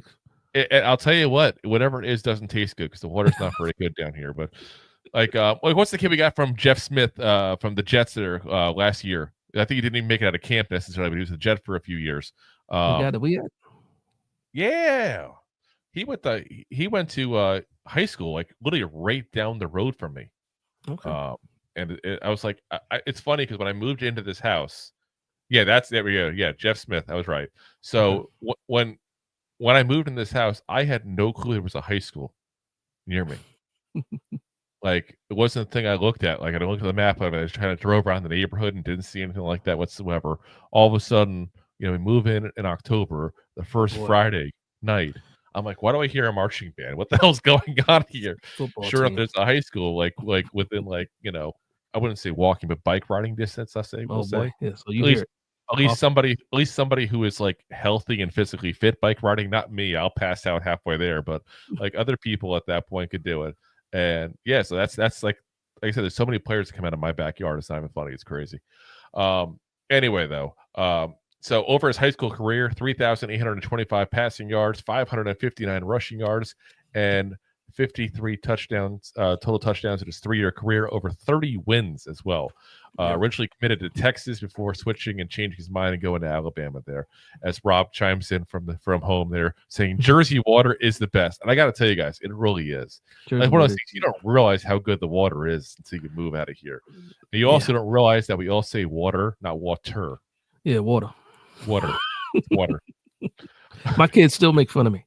My wife makes fun of me. Yeah. Do you also do the R in wash in Washington? That's like a Jersey thing I realized too. Wash. I don't notice that it is an R, but it is an R sounding. It is. Yeah. You went to go wash something. Yeah, that's wash. a Jersey thing. I swear. Yeah. Nobody else does that. Water wash. And I never did it. It's only certain Jersey people do that. Yeah, but the water, I remember I'm older guy too. I remember water straight from the hose on a summer day. Don't even go back in the house. I heard that's poisonous to children. So anyway, 21 in Alabama, 4 games, 3 of 7 passing, 41 yards, 15 rushes, 57 yards, which is just crazy. Like, I grant it's a very small sample size. When do you ever see a quarterback with more rushing yards than passing yards on a season? Yeah. 8 games in 22, 31 of 53 passing, 297 yards, 5 touchdowns, 3 interceptions, 31 rushes for 263 yards and a touchdown. Last year, 23, his first year as the starter, 13 games, 65.8 completion percentage, 2,834 yards, 23 touchdowns, 6 interceptions, 161 rushes, 531 yards, and 12 touchdowns. Very much, dare I say it, as a Giants podcast, but almost like Jalen Hurts kind of numbers. Where you go, okay. To me, yeah, and that's a good comparison. Yeah, like not a ton of it's not the 30, 35 touchdowns you see passing that a lot of these guys get that are top prospects. But, like I said, Jalen Hurts is that kind of guy. He doesn't do 40, 50 passing touchdowns, but he gets all those push touchdowns and everything at that point that he's got those rushing touchdowns. Same kind of thing. Second team all SEC last year as well, which is funny because apparently the team had 2 quarterbacks on it. We talked about another one earlier, had the same thing. 24 at Alabama, 9 games so far, 67.4 completion percentage. You notice that uptick on that completion percentage, guys. Like I said, I want to see improvement over time. Yep. That's improvement. 2,046 yards. That's also an improvement there. 13 touchdowns, 6 interceptions, 114 rushes for 565 yards, 16 touchdowns. You notice a lot of things going up. I love seeing that on a quarterback, especially one that I know is still developing. Yeah. And that's what this is, guys. This is a developmental quarterback. We mentioned Anthony Richardson in passing there before. This guy is like Anthony Richardson, and if you do to him what the Colts did to Anthony Richardson, you are doomed. You have to let him sit for a little while if he comes out this year. Correct me if I'm wrong. You're in Alabama, guys. Got 1 more year of eligibility, I believe. He does, but he's not staying. You don't think he's staying? They got some guys behind him. Yep, that's what I'm about to ask. That have to play. Okay, that's about to ask that part there exactly. But also, he's ready. He doesn't get anything going back again. I mean, again, this is the first time we're going to have the 12-team playoff. We'll see what happens. We'll see a lot of good competition. And I think he's done enough to solidify himself as at the tier below the top 2 guys. He might be actually in that tier by himself because I think that he's a better prospect than Beck and yours, just because of the physical traits, just because he can attack you with his legs as well. And to your point, you said I would love for him to sit behind somebody and develop. He does need some developing. But you already know this is the NFL. They only sit for a little bit.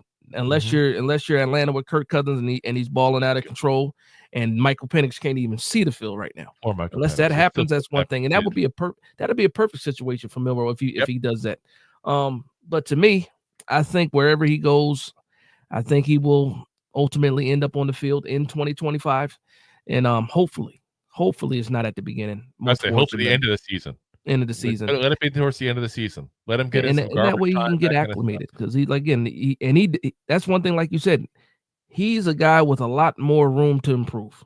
You can see it. He's already improved from last year to this year, and if he gets the right coaching, he like his ceiling is very, very high. And to me, it's like, do you want to take that chance?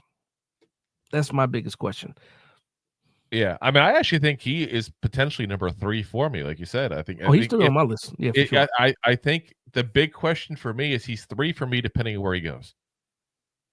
What do you mean? I mean, I know what you mean, but I just want to. He's got to be the right scenario. If you put him in that wrong scenario and someone just throws him out there, that's why I said I use the Anthony Richardson comparison because it's a classic example. Like leading up to that draft, everybody said you got to sit Richardson, you got to sit him, you can't let him throw him out there. Yeah, and they threw him right out there to the Wolves. Yeah. And now you see that some guys have already given up on this kid, which is crazy. I think it's way too early to give up on him. But, this is the same kind of scenario. If you let Jalen just throw him right into the game right off the bat, he's not going to do well. Unfortunately, the team that picks him up, I can see him possibly getting picked up by a Cleveland or somebody, and that would be awful for him to end up somewhere like that. Even though I like that coach at Cleveland, but unless they decide to keep Watson 1 more year. I mean, I've heard the rumor he popped his Achilles. Yeah. So Well, we'll see what happens. The rumor is they're going to trade him this offseason, actually. To who? Just they think so. Okay, Who's thinking Watson? We're going to get a little off topic here, but there's a rumor going around that they think that they can convince somebody to take their first round pick and Watson and give them just like a seventh round, take a 7th round pick basically back in return, just so to complete a trade. Wait a minute. Repeat that. Cap relief. So they would give up their first and Watson. Yes. For the cap relief. I got you. Okay. Yes. I'm following now. I'm like, wait a minute. What? Okay. Yeah. I got you. Almost like an NBA kind of trade, basically. Who's desperate enough to do that? That's a lot of money. So the suggestion they were giving actually was the Panthers in this scenario, because they have all the cap space in the world to do it. And you would get them another top flight pick, along with having, obviously they're gonna have a top flight pick as it is because of how they're playing when they don't play the Giants, of course. Oh boy.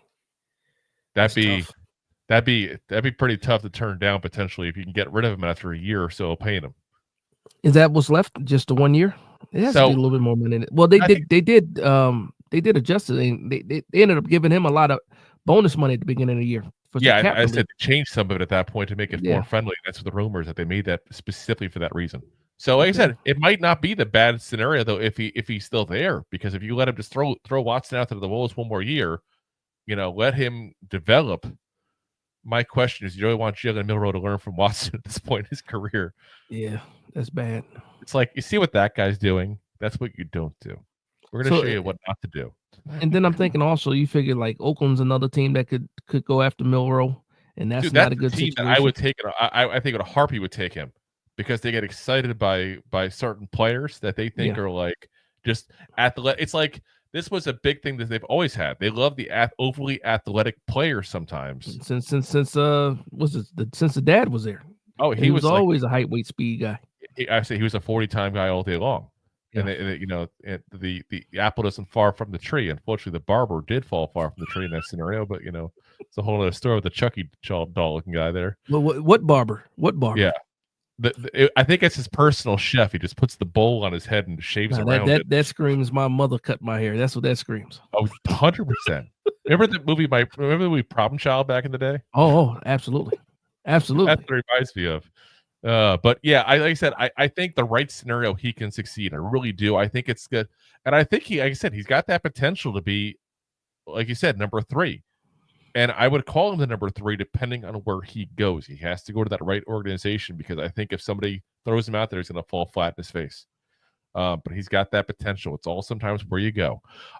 As far as the pros and cons on him there, dual threat that can make plays with his legs, throws a nice deep ball, good size, and still seems to be improving, like we said.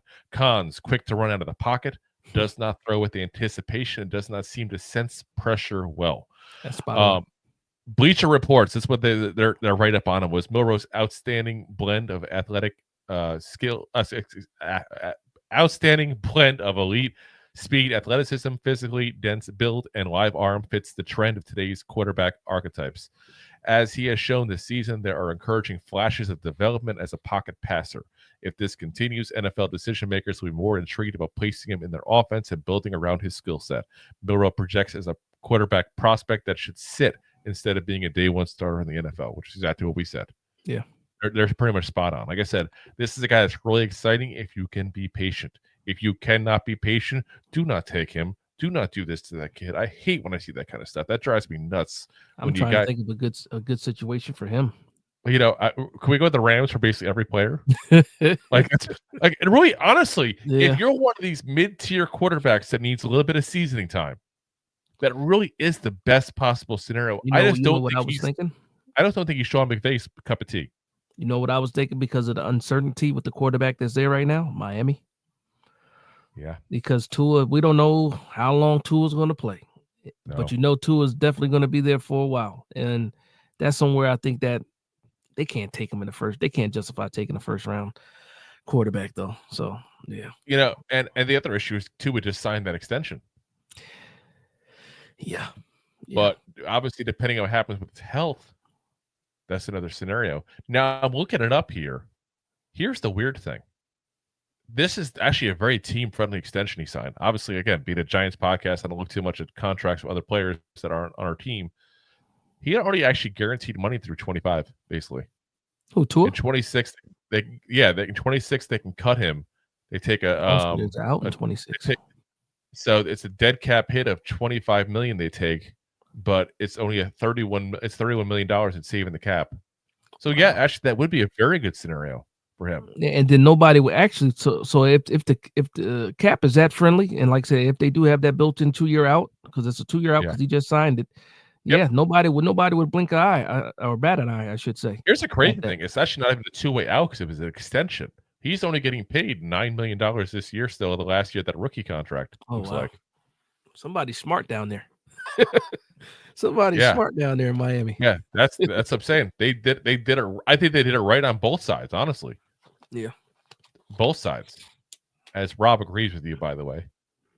He says 100% dash. He also says the hose water is delicious. I'm telling you.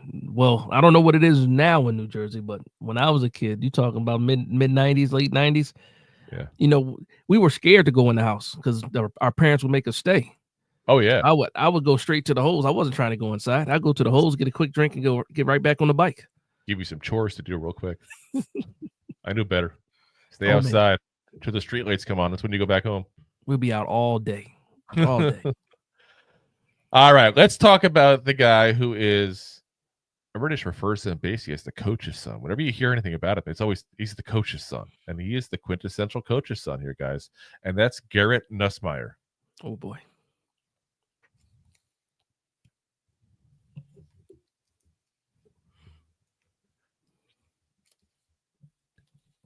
And talk about an interesting case this guy is. He really is an interesting case because I got to say, out of all the players, I feel like I have a good read on what I think of him. I don't with Garrett. Yeah. I'm very mixed on him. There's some things where I go, okay, I like this. I don't like that. I don't know which one is the more important here. So 22 years old, 6'2", 200 pounds, born February 7, 2002 in Lake Charles, Louisiana. Finally getting out of Texas. So his father, Doug, is the quarterback coach, guys, for the Philadelphia Eagles and a former NFL quarterback himself. Played from 94 to 98, primarily with the Saints. Wasn't exactly very good, but he still made it to the NFL. It's better than you and I. So I hear people like, he was a horrible quarterback. Well, he's better than me. Yeah, Who am I to say that? I was starting left bench in high school. God damn it. Like, seriously. So 21 at LSU, 29 of 57, 329 yards, 2 touchdowns, 2 interceptions, 5 rushes, -46 yards rushing. 22, 52 of 84, 800 yards, 5 touchdowns, 4 interceptions, 1 rush for -13 yards. In 23, 48 of 78, 51 yards, 4 touchdowns, 1 interception, 1 rush for 1 yard, and a touchdown that was. Now, you notice they're all very low numbers, obviously. This was all backup seasons. This is his first year starting, which is weird for a 4-year guy. 1 year. That's starting what happens in some of those SEC schools, man. Yes, it does. Because you got, like you said, you got guys behind you at all times, and some of those guys are good players that start most places. But because you're at LSU or Georgia or Alabama, you sit for a little while. 9 games, 62.7 completion percentage, 2,866 yards, 21 touchdowns, 11 interceptions, 19 rushes for 21 yards and 3 touchdowns. The pros and cons listed on him: good arm, great footwork, maneuvers in the pocket well, shows leadership skills, clean throwing motion. I had to say for a second, coaching son. Yeah, that was his dad. Like that's part of where I love. Like, when you're pros to me are things you acquired. It's funny, we talked about the whole like father-son thing with Sanders. To me, this is where it becomes more of like, you got this because of your daddy kind of scenario. Yeah. And I'm not knocking him by any means. Listen, if my father was an NFL quarterback and I wanted to be a quarterback, I'm milking it. Dad, please help me every single chance you get. Exactly. Like, I'm not knocking him for any means when I say that. But when your things that you're good at are, for the most part, things that you probably picked up from your father, that to a certain degree scares me, because that makes me question, how much is their natural skill that we can elevate? Or is he already elevated to where he can be because he's basically been being elevated his whole life? You know what I mean? Like, if for me, look, I think he's a traits guy. And again, it's all about fundamentals. He has great fundamentals. Footwork is practice. Like there's no, when you say there's no natural footwork when you're talking about a quarterback position. You can be naturally athletic. When it comes to operating in the pocket, that's something that you're taught. And again, you can tell that at a certain age, young age, he was taught all these drills, taught how to maneuver in the pocket, and he takes that with him. I like him. He is just below Jalen Milroe to me. It depends on, and LSU probably won't even make it to the playoffs anyway. So we probably see him for like 2 more games, and that's going to be it. But like you, I'm intrigued by him, but not enough to say that I gotta have Garrett Nussmeier. He's more of a consolation prize to me. If you don't get that quarterback in the first, and you feel like and then you tell me I can get Garrett Nussmeier day 2, then I'm thinking about Garrett Nussmeier there. But nothing wows me from Garrett, but also he's competitive. He's sneaky athletic. He can take off. He can get a first down with his legs. I think he is smart with the ball. But outside of that, nothing fantastic, but nothing bad. He's just what do you want? I hate to say meh or mediocre. Always sounds bad when you say mediocre, but really average. Mediocre is mediocre. He's average. He's average at his best, maybe. But also with him, unlike Milroe, you can see that sky could possibly be the limit. Are we already at where Nussmeier is already? Yeah. But also he only started. This is his first time, as a full-time starter. So he might have, more to grow. We'll see though. Yeah, and that's the thing you just don't know, and you got to kind of project to that. And I think a lot of that is when you look at tape and you want to see mistakes. Go, hey, if I fix this, he can do this. Mm-hmm. And that's the problem. Like you said, his fundamentals and his motions are so good that it's solid. You look at it and go, is this the ceiling? But there are nuances, like you said, 1 year, and that's one of the first things we look at the cons, lack of experience. The first year as a starter. He does make some bad decisions downfield. Sometimes that's experience as well right there. Does not run through progressions well. Again, he's been sitting with a clipboard for the last 3 years at that point. The only thing he can necessarily, you can say aren't necessarily experience issues is he is definitely a little bit underweight for his height there. Definitely needs to go visit. Size is not on his side. He needs to visit the corral a few times there, and go hang out Eddie Lacy for a little while there. At that point, he's gained a few pounds. But yeah, he's the guy that really intrigues me because I don't know what to think because again, I think he can go to the NFL and be a good, decent backup quarterback. Yeah. And that would not shock me. Or he could be a guy that starts off, doesn't look that great, kind of warms into the position, so to speak, because he gets the nuances of the timing and stuff like that down a little better at that point. You get only by actually playing the game and him progressing into a good quarterback. Either one of them could happen, and either one would shock me. I would lean towards the backup. I think that's where he's probably going to be his bread and butter. The kind of Jason Garrett kind of backup there. And again, not to use the name that Giant fans hate to hear, but a guy who's a sound fundamentals guy that'll probably be a coach himself when he's done playing at that point as well and take after his dad in that respect as well. That's where I probably see him more likely. But him, unlike Milroe we talked about a minute ago, I feel like he's the guy you have to just throw out there. Because he's got to get that experience, that game experience. You don't get that by sitting and playing in practice. You know who he kind of reminds me of, like, and not exactly, like kind of like Kirk Cousins at Michigan State, where all the fundamentals are there. Yep. Like the brain is there. Like I said, all the small intangibles are there, and he's just a smart guy. But how far does his talent take him? Like for Kirk Cousins, he's not like special. Like there's nothing like, but he's just progression is there. Doesn't have the strongest arm, but his time and his accuracy are there. Sometimes he's a bonehead and doesn't make the right play. Same kind of deal. But at his best, you can win some games with him. And I feel that that's kind of like what you get with Garrett Nussmeier. Yeah. Would I draft him and expect him to be the franchise quarterback? Absolutely not. Could he develop into a solid starter?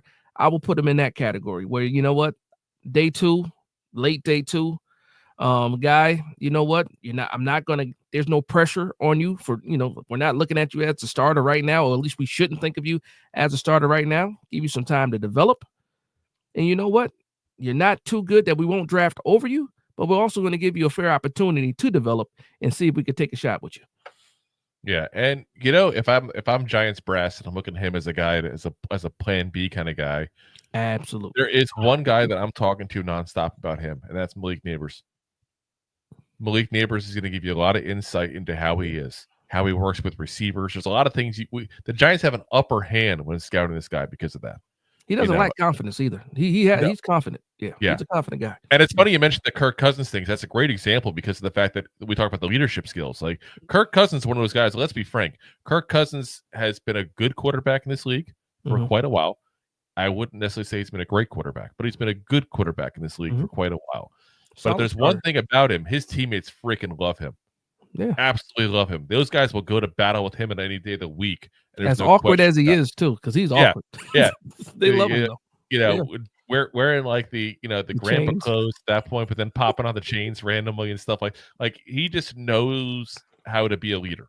And it's genuine, too. It doesn't look like he's corny. He's absolutely corny. Yeah. But it's genuine. He's not doing it as a show. He's just, Oh, he's definitely the dad joke guy. I guarantee his dad jokes nonstop. Yeah, absolutely. But Nussmeier's the same way. He is a leader. And when you listen to a lot of the teammates talk about him, they've all talked extremely positive. And there's two different types of positive. There's the generic positive where you go, okay, I don't know if this is legit or not.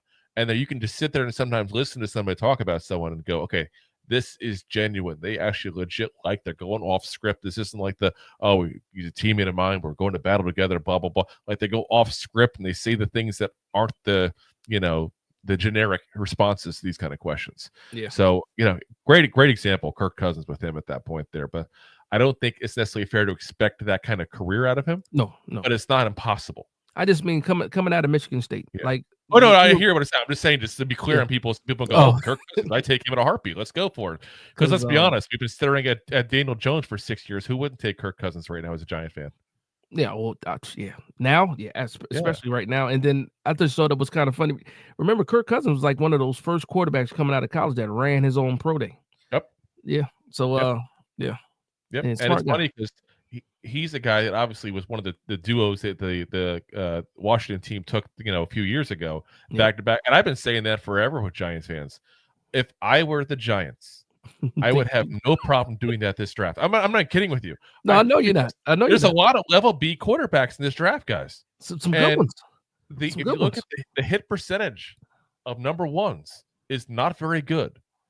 And quarterbacks do get injured. Yeah. And Drew Lock is a free agent.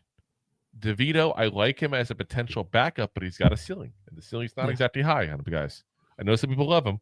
He's a good story. His agent's funny as hell. But there's only so far going like this. When this is your best football move, okay, you can only get so far. It's a pretty good move, though. It's a pretty good move. It's a pretty damn good move.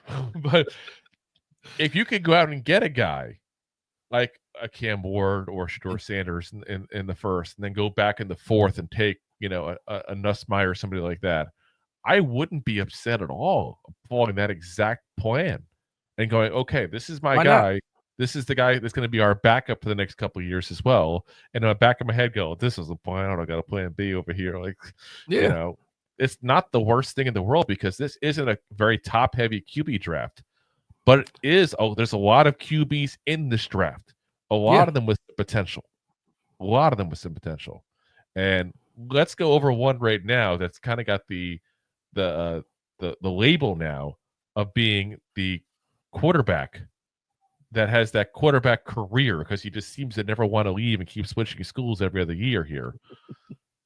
But he's actually, I think, a lot more intriguing of a prospect than a lot of guys are giving him credit for here.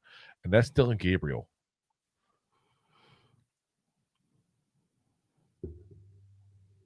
So Dillon's born December 28th, 2000. So a little bit older there. Born in Hawaii, guys, on the island of Oahu. Which, by the way, if you guys haven't been, Hawaii is very nice, I must say. I'm a little jealous. I wish I spent more time than I spent there at that point.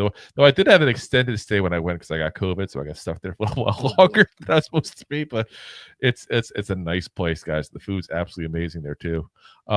So went to Milani High School, where he was named the Gatorade High School Player of the Year for Hawaii after throwing for 3,754 yards and 38 touchdowns. Went to UCF. So 2019, you can tell the age difference now. We got a little bit older of a quarterback here. Yep. In 2019, 13 games, 59.3 completion percentage, 3,653 yards, 29 touchdowns, 7 interceptions, 71 rushes, 78 yards, 4 touchdowns. He took over for Brandon Wimbush in week 1. Like, he was not supposed to be the starter, guys. Took over week 1 and never looked back from there. 2020 at UCF, 10 games, 60% completion percentage, 3,570 yards, 32 touchdowns, 4 interceptions. That's a damn good TD interception ratio, I must say, as a second-year starter. 72 rushes, 169 yards, and 2 touchdowns, was second-team All-AAC. 21 at UCF, 3 games, 70 of 102, 814 yards, 9 touchdowns, 3 interceptions, 24 rushes for 125 yards and 2 touchdowns. His season ended very early with a broken left clavicle.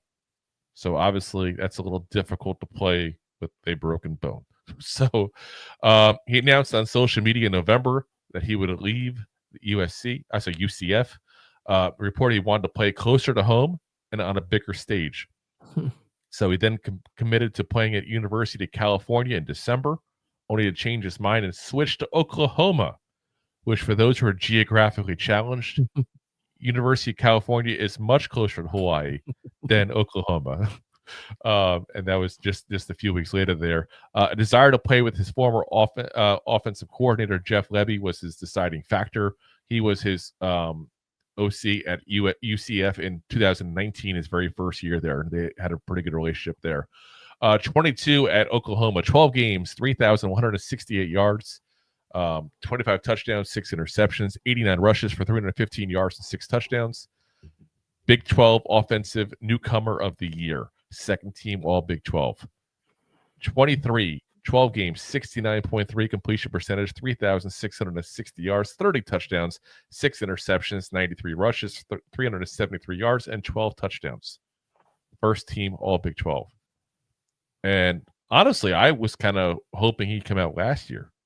I liked him last year. I thought he'd be a decent player there to have as a late round flyer pick because, like we talked about going into that draft last year, we knew we weren't getting one of the top 3. We knew. I know it's government talk. Oh, maybe we can trade up. Nobody was trading away with their top 3 picks, guys. We all knew that. In December of 23, announced he would enter the transfer portal again. It was reported he was upset over offensive coordinator Jeff Levy leaving Oklahoma, who became the head coach at Mississippi State, where he is currently, and a desire to play closer to home. Went out to Oregon.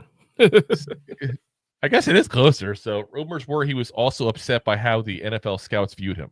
So just 5 days after announcing, he announced he'd be transferring to the University of Oregon. This year so far at Oregon, 10 games, 74.1 completion percentage, 2,848 yards, 22 touchdowns, 5 interceptions, 43 rushes for 148 yards and 6 touchdowns. Guys, this guy has like the like I said, he's got the kind of the stamp on him of being a college QB. There's a lot of guys out there that think this is what he is. He's a college QB. He's a guy who pop up in the NFL for a little bit, maybe spending some time as a backup or on practice squads. But that's where a lot of people think he's going to be.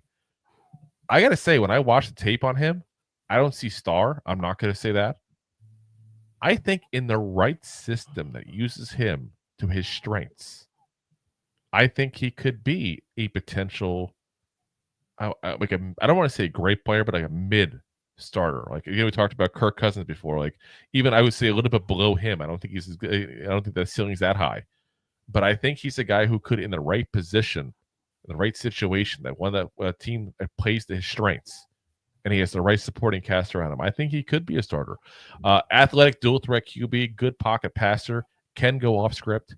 Doesn't throw well deep. And that's what I say about as far as playing to his strengths. We talk about the Giants offense quite often. What does Debo love? Quick, small receivers that do short routes and get yak yards. I'm not trying to set the table for him to go here. I'm just saying what we're talking about here does kind of fit what he does.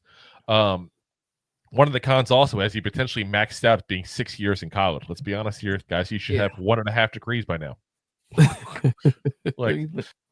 He does also have trouble with man coverage. You can see it pretty often. He's a guy who can pick apart zones in college. Man coverage, you get some good coverage positions there. He's a little more trouble with the tighter windows there. Smaller size and tends to stare down receivers. So that's the scary part, is you do see cons in a guy that's still been 6 years in college. Yeah. So for me, like I said, I haven't watched him closely. I have watched Oregon because I like the cornerback Jabbar Muhammad. So I have watched Oregon. I haven't watched Gabriel closely. So just off the bat, the size scares me. Scares me. He's a smaller guy, and when you're a smaller guy, you have to find throwing lanes, and that's why you said. So it makes sense that he's good against zone defenses. Because again, you're trying to find areas, pick spots, and and take care of the ball in that sense. I like that he's athletic. I don't like that he's a small guy, because when you're athletic but you're also a small guy, that could go against better judgment of what he can actually be. I do think that he plays with a lot of heart. He does have confidence. We've seen it. He celebrates with the best of them. But I also think that, to your point, he definitely not a day one guy. To me, he's a day 3 guy, and you put him in the right scenario. Yep. You don't expect him to be. You don't even expect for him to be a guy that you plan on in 2 years. He's one of those guys, kind of like, if you want to put like a Brock Purdy, where you don't expect him to come in there and do something, but if he's called upon in the right situation with the right coaching, he can actually surprise some people. Maybe not surprise you, because I know you're, like I said, you're a little bit high on him, but for all those years, that's a lot. That's a lot of time to be in college. And the same thing with Bo Nix, right? For me, and he went to Oregon too. Like, all these years, you better be pretty good if you've been in college this long. Yeah. Hopefully you're okay. Same thing with the next guy too on the list. But I mean, he's getting old enough that if he like meets the father of a college girlfriend, the father's going to say he's too old for his daughter now at this point. That's where he's getting to that kind of age. Like I said, I'm not ridiculously high on him. I just think this is a guy that could surprise some people. Can I ask you a question? Yes. Do you love the story of the underdog? I do. I do love the under. And that's part of what the Cam Ward thing is for me too. To be very frank with you, like, I love, I love when people deal with adversity, because I think you gain things from it that you can't naturally gain without those adversities. Absolutely. And it's like, there's people that can say, I have resolve, I have the drive to do X, Y, Z. If you've never had to face the adversities, you don't know that. That's true. Be very frank on that. Like, there are times you can say whatever you want, but when it's like, I love when people tell a story like, well, if I was in that scenario, I'd do that. You have no goddamn clue what you would do until you're in certain scenarios. Like, I've seen guys that are like massive, like big guys that like talk tough all the time and stuff like that. And the second someone goes to fight it, they back down and run away scared. That fight or flight kicks in. It is what it is. I love when somebody has fight or flight and it switches to fight almost 9 times out of 10. He's that. Now he's definitely that. He's he's that. Like, again, when I've watched, and those are late games. When you watch in Oregon, Friday night is a late game, Saturday is a late game, and by the time I see an Oregon game, I've watched probably 4 games already that day, and probably switched around to another 6 or 7 games that day too. But again, I was looking at Jabbar Muhammad, but again, he is a guy that most likely Oregon wins a national championship. I think they can win a national championship, and with him. Like, he's the one making plays. He's the one leading this team, and you never want to doubt a guy just because you have predetermined idea of, okay, this is a smaller guy. I got the Rudy complex with him. I want to root for him. He's tough. He's everything you want to be, but he's just small. Yeah, but he's also pretty good. And it's funny because whenever there's a small guy, you go, well, so-and-so was the same size. And it's like, yeah, if you have to go to one person, that just proves the point. Well, Doug Flutie had that Hail Mary. Drew Brees was also 5'11". Like, yeah. Is he 5'11" though? Is he 5'11"? Supposedly. Again, supposedly. We'll see. We'll see when that comes out. one thing I look at with him is, where it might be a good spot for him if they decide to get a next quarterback of the future potentially. I'm going to give you an oddball spot you might not be thinking right now, because there's a guy who's about to get an extension this offseason, I think, and the team he's at, that I think this guy would be a perfect backup to. Who's that? Seattle. Guess what? It's closer to Hawaii. It is close to Hawaii. No. That makes sense. I actually like that. I like that because with Geno Smith, it's a crapshoot. Because the first time he has a bad season, they're going to be out on him. Yep. And but it's also, again, you can sit him to work on the things absolutely. like the staring down the receivers, the man coverage issues and stuff like that. It's a well-run franchise that'll put the weapons and people around him to succeed. Young coaching staff too. Actually, I like that. I like that a lot. It's not the same scenario as just saying the Rams. I know. I like that. We want to go see the Rams for everybody, but no. I really do like that. Who's the backup in Washington? I mean, who's the backup in Seattle right now? What's his name? What's his name that they got from the Commanders? That's right. Howell, Sam Howell. Yeah, that's right. Sam Howell. That's right. Yeah. No. I like that a lot. Actually, I like that a lot because again, you don't go in there with the pressure of having to be the person. And he's good enough to stick for sure. Yep. He's good enough to stick. Can he beat out Sam? I don't know what they got Sam Howell on the rookie contract, so that's probably one more year that he's going to be available. So that's smart for a year. No, that's smart. I like that. And I wouldn't be surprised if he were to beat out Sam Howell. And also with Geno Smith, he has a tendency to not play every game every season, so you might get a good chance to look at him too. So I like that. That's a good one. That's a good one. And here's what Draft Network said about him before the season. They said Gabriel is a fun, impactful college quarterback, but has physical limitations. He projects as a backup quarterback in an RPO West Coast offense where he can hit short intermediate routes and horizontal throws for big plays. He could succeed in the right/perfect situation. And like I said, that's where I'm at. The same thing. I think he could succeed in the right perfect scenario. I think that's a perfect way of putting it there. But he's got to, like I said, it's got to be where he's got the weapons around him to help him, because of the fact that he's not going to be the best quarterback in the world. His throws aren't going to be perfect dead on. He's never going to be that guy. But if you get him a guy in a situation where you have a bunch of West Coast offense kind of routes, the short routes, the intermediate routes, you don't count on the big bombs. You have a decent running game to help him out, so you can use that, to kind of take the heat off of him.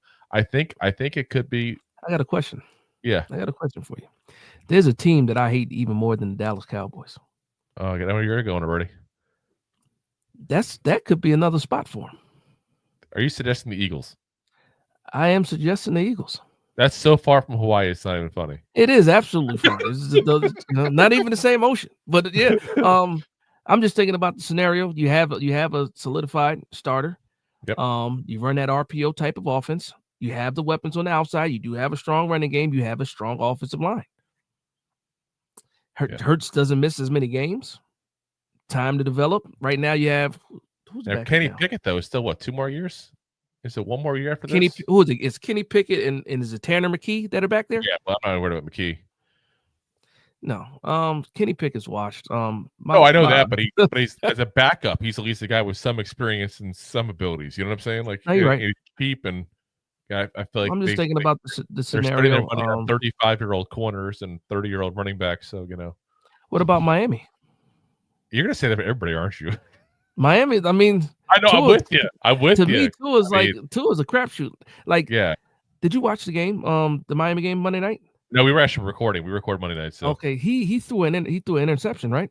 And he was going to make the tackle, and I felt nervous. I felt so nervous. Like, I'm like, this guy still doesn't quite like. I understand you threw the interception. I understand, you diving at somebody's legs to tackle him. He did get the guy out of bounds, but I'm just sitting like, no, please don't. And please my whole thing is like, and I always say people should have the autonomy to do whatever they want with their own damn bodies. And this is one of those scenarios where I have to second guess that train of thought when the man's saying, I don't want to put a guardian cap on. Like, are you kidding me? Just the fact that second guess putting a guardian cap on means you need a guardian cap. It means you're already mentally being affected by this thing. I feel bad for him because honestly, And the Guardian caps don't look bad either. Yeah, listen, they look a little funky in my eyes, but it is what it is. I mean, when they put the the cover over top of it, there's one thing. Listen, I'd rather see him with the Guardian cap on a stretcher. Absolutely, 100%. That's where it comes down to, and I get, that's what his life's been. As Rob says, he tried tackling with his face. Oh boy, yeah, you saw it. Yeah. Listen, at least he wasn't trying to tackle Derrick Henry with his pants down. I'm just saying. Oh my gosh. Yeah, I saw that too.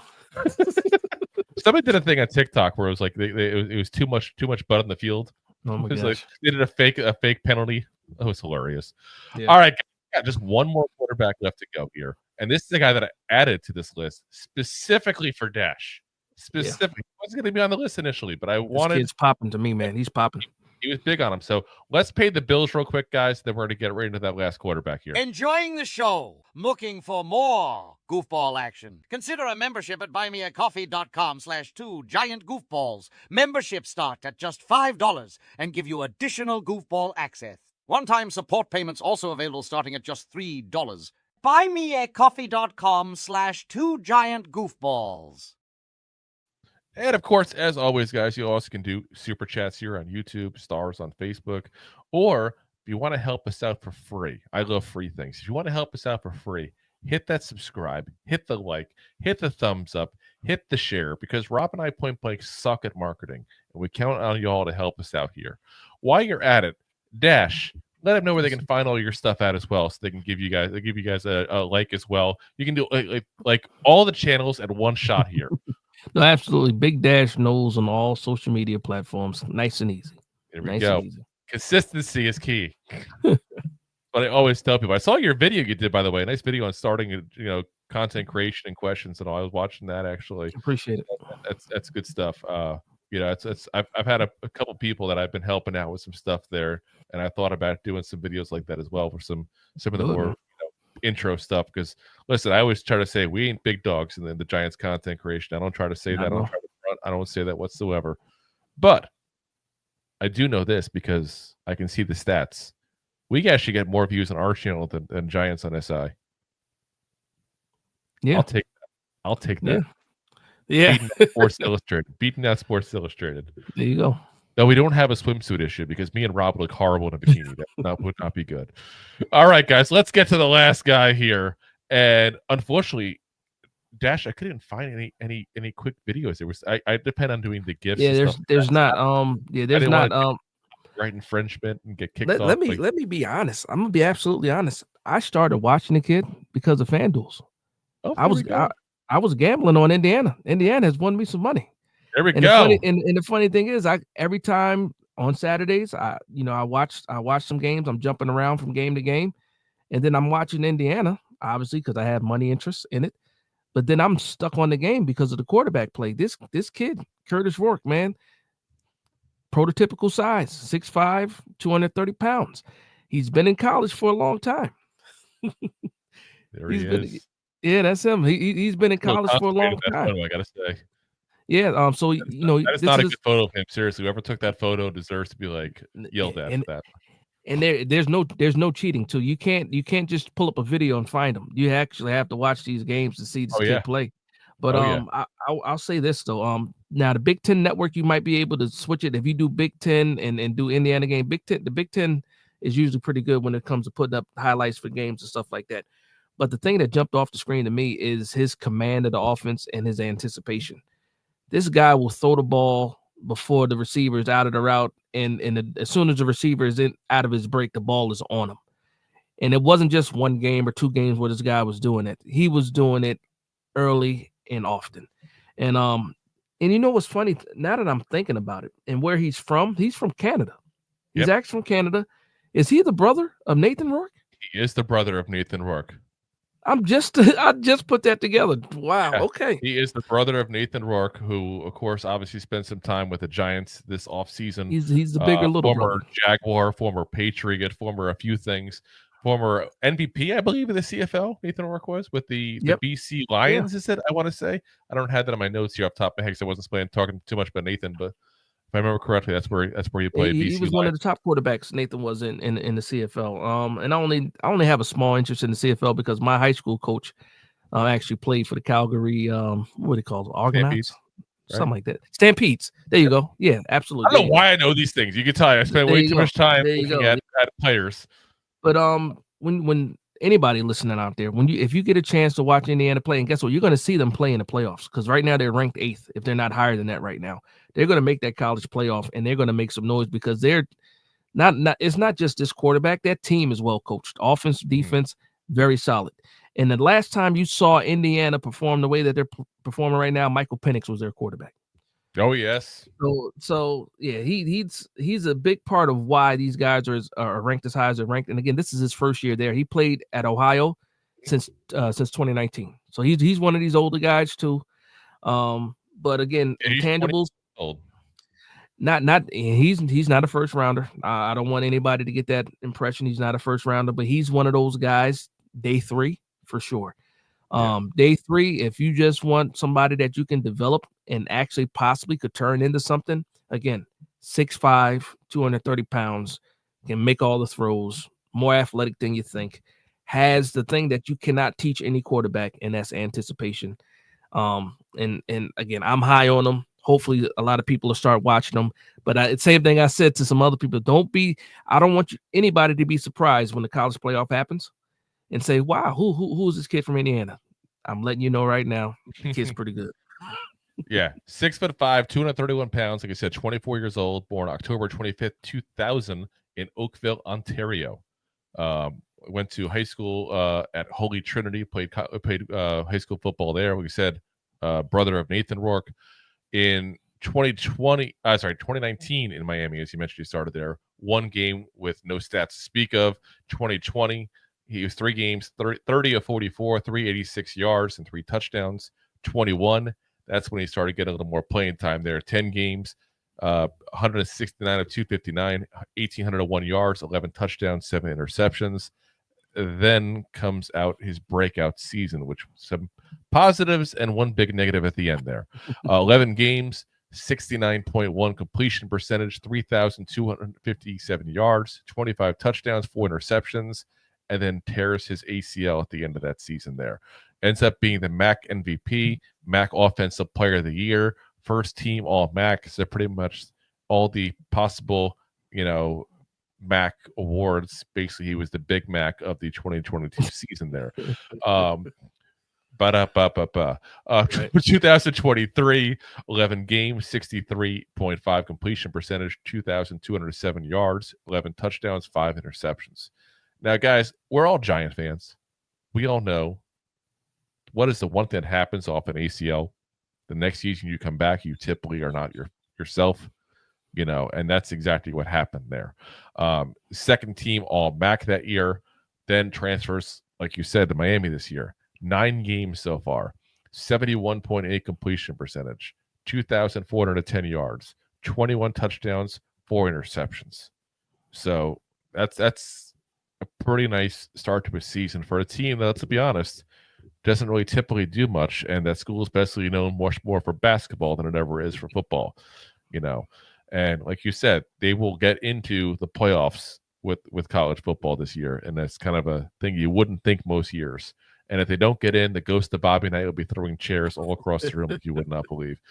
As far as the pros and cons, NFL size, strong arm, not a runner, but athletic in the pocket. He's agile enough to move around, kind of like, again, Giant podcast, maybe that's why I'm going right to this, but almost like how Eli was at that point. He has a good sense, and he's agile enough to make that step at the right exact time, but he's not going to be the guy to take off and run for 90 yards then fumble.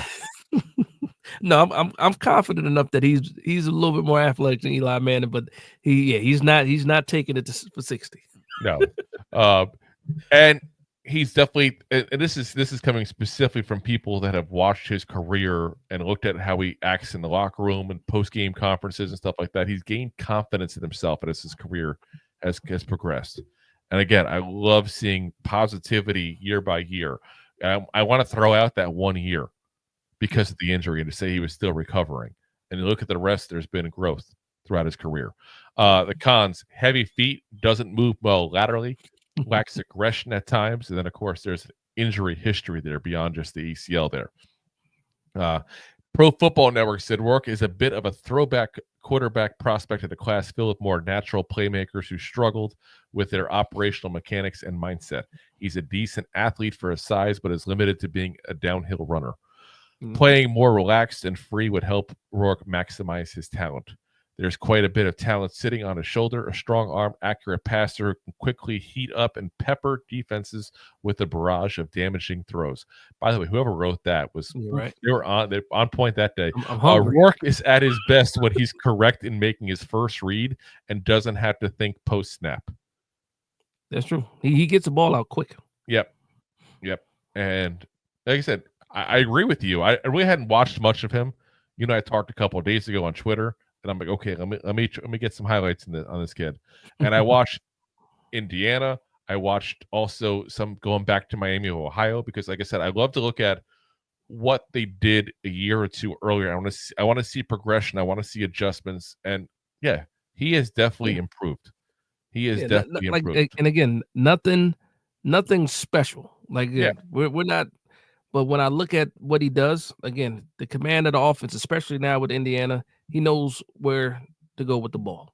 Now, it could be he's a one-read guy too, but again, is it the wide receivers getting open, and it's his first read, and he's just tagging them? It could be that too, but I just think he's so quick in anticipation. He knows where the receivers are.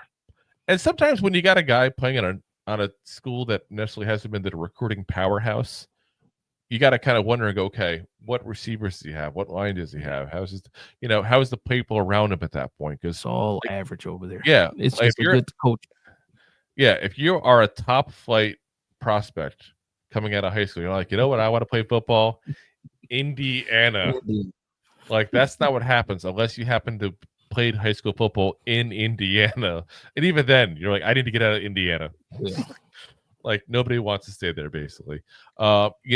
And every single year, guys, there's this player who's like a late drafted quarterback that's got some potential. We had one we liked back in 23, and I still think, given the right circumstances and time, Tyson Bagent could be somebody decent coming out of Shepherd a couple of years ago there. And it's funny as we record this today, I read an article today about there's people in the locker room in Chicago saying he should be starting over Caleb Williams. Wow. I like the kid though, and his dad is fantastic. Yeah. So like I said, we'll have to see. I think seeing him in some bigger games, like you said, towards the end of the season, that's going to be probably the deciding factor on where a lot of people are big. I mean, it's the Big Ten. There's not too many big games left. You have the championship, but that, like I said, the playoffs when we see some of these teams have to play the SEC possibly, then we'll know for sure. And especially like you said, he doesn't have a lot of talent around him. So if he's going to win something, it's going to be because he put that team on his shoulder. Yeah. And I love seeing that. And that's what got me hyped up on Michael Penix when that first round of playoffs, when he just crushed Texas. Yeah. And then obviously he got crushed by Michigan, who didn't last year, Yeah. I love seeing that. And that's one of the things that really gets me going about. That's the two things for me is dealing with adversity and improving and showing up in the big game. Yeah. That's what it's all about for me. That's a lot of what makes me like a quarterback there. So, all right, guys. You got to be a leader. You got to be a leader. So interesting quarterback class overall. Like I said, not as top heavy, obviously, as last year. And I'll tell you at this point, guys, we talked about some players here. We said, day two kind of picks. Watch this be like last year. Because there's a lot of teams that need quarterbacks. Yeah. And there's going to be some, not just reaches. I mean, there's going to be like Stretch Armstrong style reaches like this. I'm telling you, like go-go gadget arms are going to happen. Mr. Fantastic, guys. Huh? Like it's going to happen. Okay. Reed Richards is going to be the GM of some team somewhere. I'm telling you right now, like this is the way it works. It is the most important position on the field, bar none. Anybody who tells you otherwise clearly doesn't know football. Point blank. I'm just going to say it like that. Because there are some teams that literally can build around a quarterback and say, I'm going to build up the defense. He's got this offense. You saw that for how many years with the Patriots? Obviously, Tom Brady's a special, situation there. But you see it sometimes with these kind of situations. And we need that. We need a quarterback, guys. We need a quarterback. I cannot stress that enough. And again, my hope is that they do go ahead and get a veteran quarterback, and they go get a top flight, either Cam Ward or Shedeur Sanders in this draft, and let him sit for a little bit. But if not, there's some interesting guys that we just talked about there that might not be the worst backup plans in the world, especially if you can go out and trade for a Matt Stafford or something like that. If the Rams decide to, move on from that entirely, which they tried last offseason, they couldn't do it for whatever reason. It's crazy. Most teams want a quarterback. They want to give one away. I know he's a little up there in age, but he still is a good player. He's still a good player. I would take him in a heartbeat personally. I would too. So listen, at this point, there's not much I wouldn't take over Daniel Jones. like you could sit there and say, here's a quarterback. What's wrong with him? He doesn't have a single arm. Well, we kind of wish Daniel Jones couldn't have an arm to throw with either. So what the hell? Let's go for it. We'll take him. I'm at that point in my life where I was like, I'll take anybody not named Daniel or Jones. Like, yeah, it's just where I'm at. So, but like I said, guys, we got a little bit of a tough stretch there, but we wanted to give you guys all this update, all the quarterbacks coming out here, because obviously it's the bye week. We usually do our preview episode on Wednesdays. So instead, we're just previewing the NFL draft quarterbacks to come out here. Now we'll see which ones do, which ones don't come out. Like we said, a couple of these guys had the potential to play one more year. But we'll have to see it as we go. We talked about Beck. We talked about Ewers last year as potentially coming out. Those guys didn't. Obviously, Cam Ward almost came out. He didn't. We'll have to see what happens with that. But appreciate you all for watching. Dash, much appreciation, man, for coming on. I know it's been a long episode too, man. Do me a favor, again, let everybody know where they can find you, because sometimes they say in marketing, repetition is key. Repetition. No, absolutely. Again, Big Dash knows on all social media platforms. I got the late night Giants talk on Saturdays nights.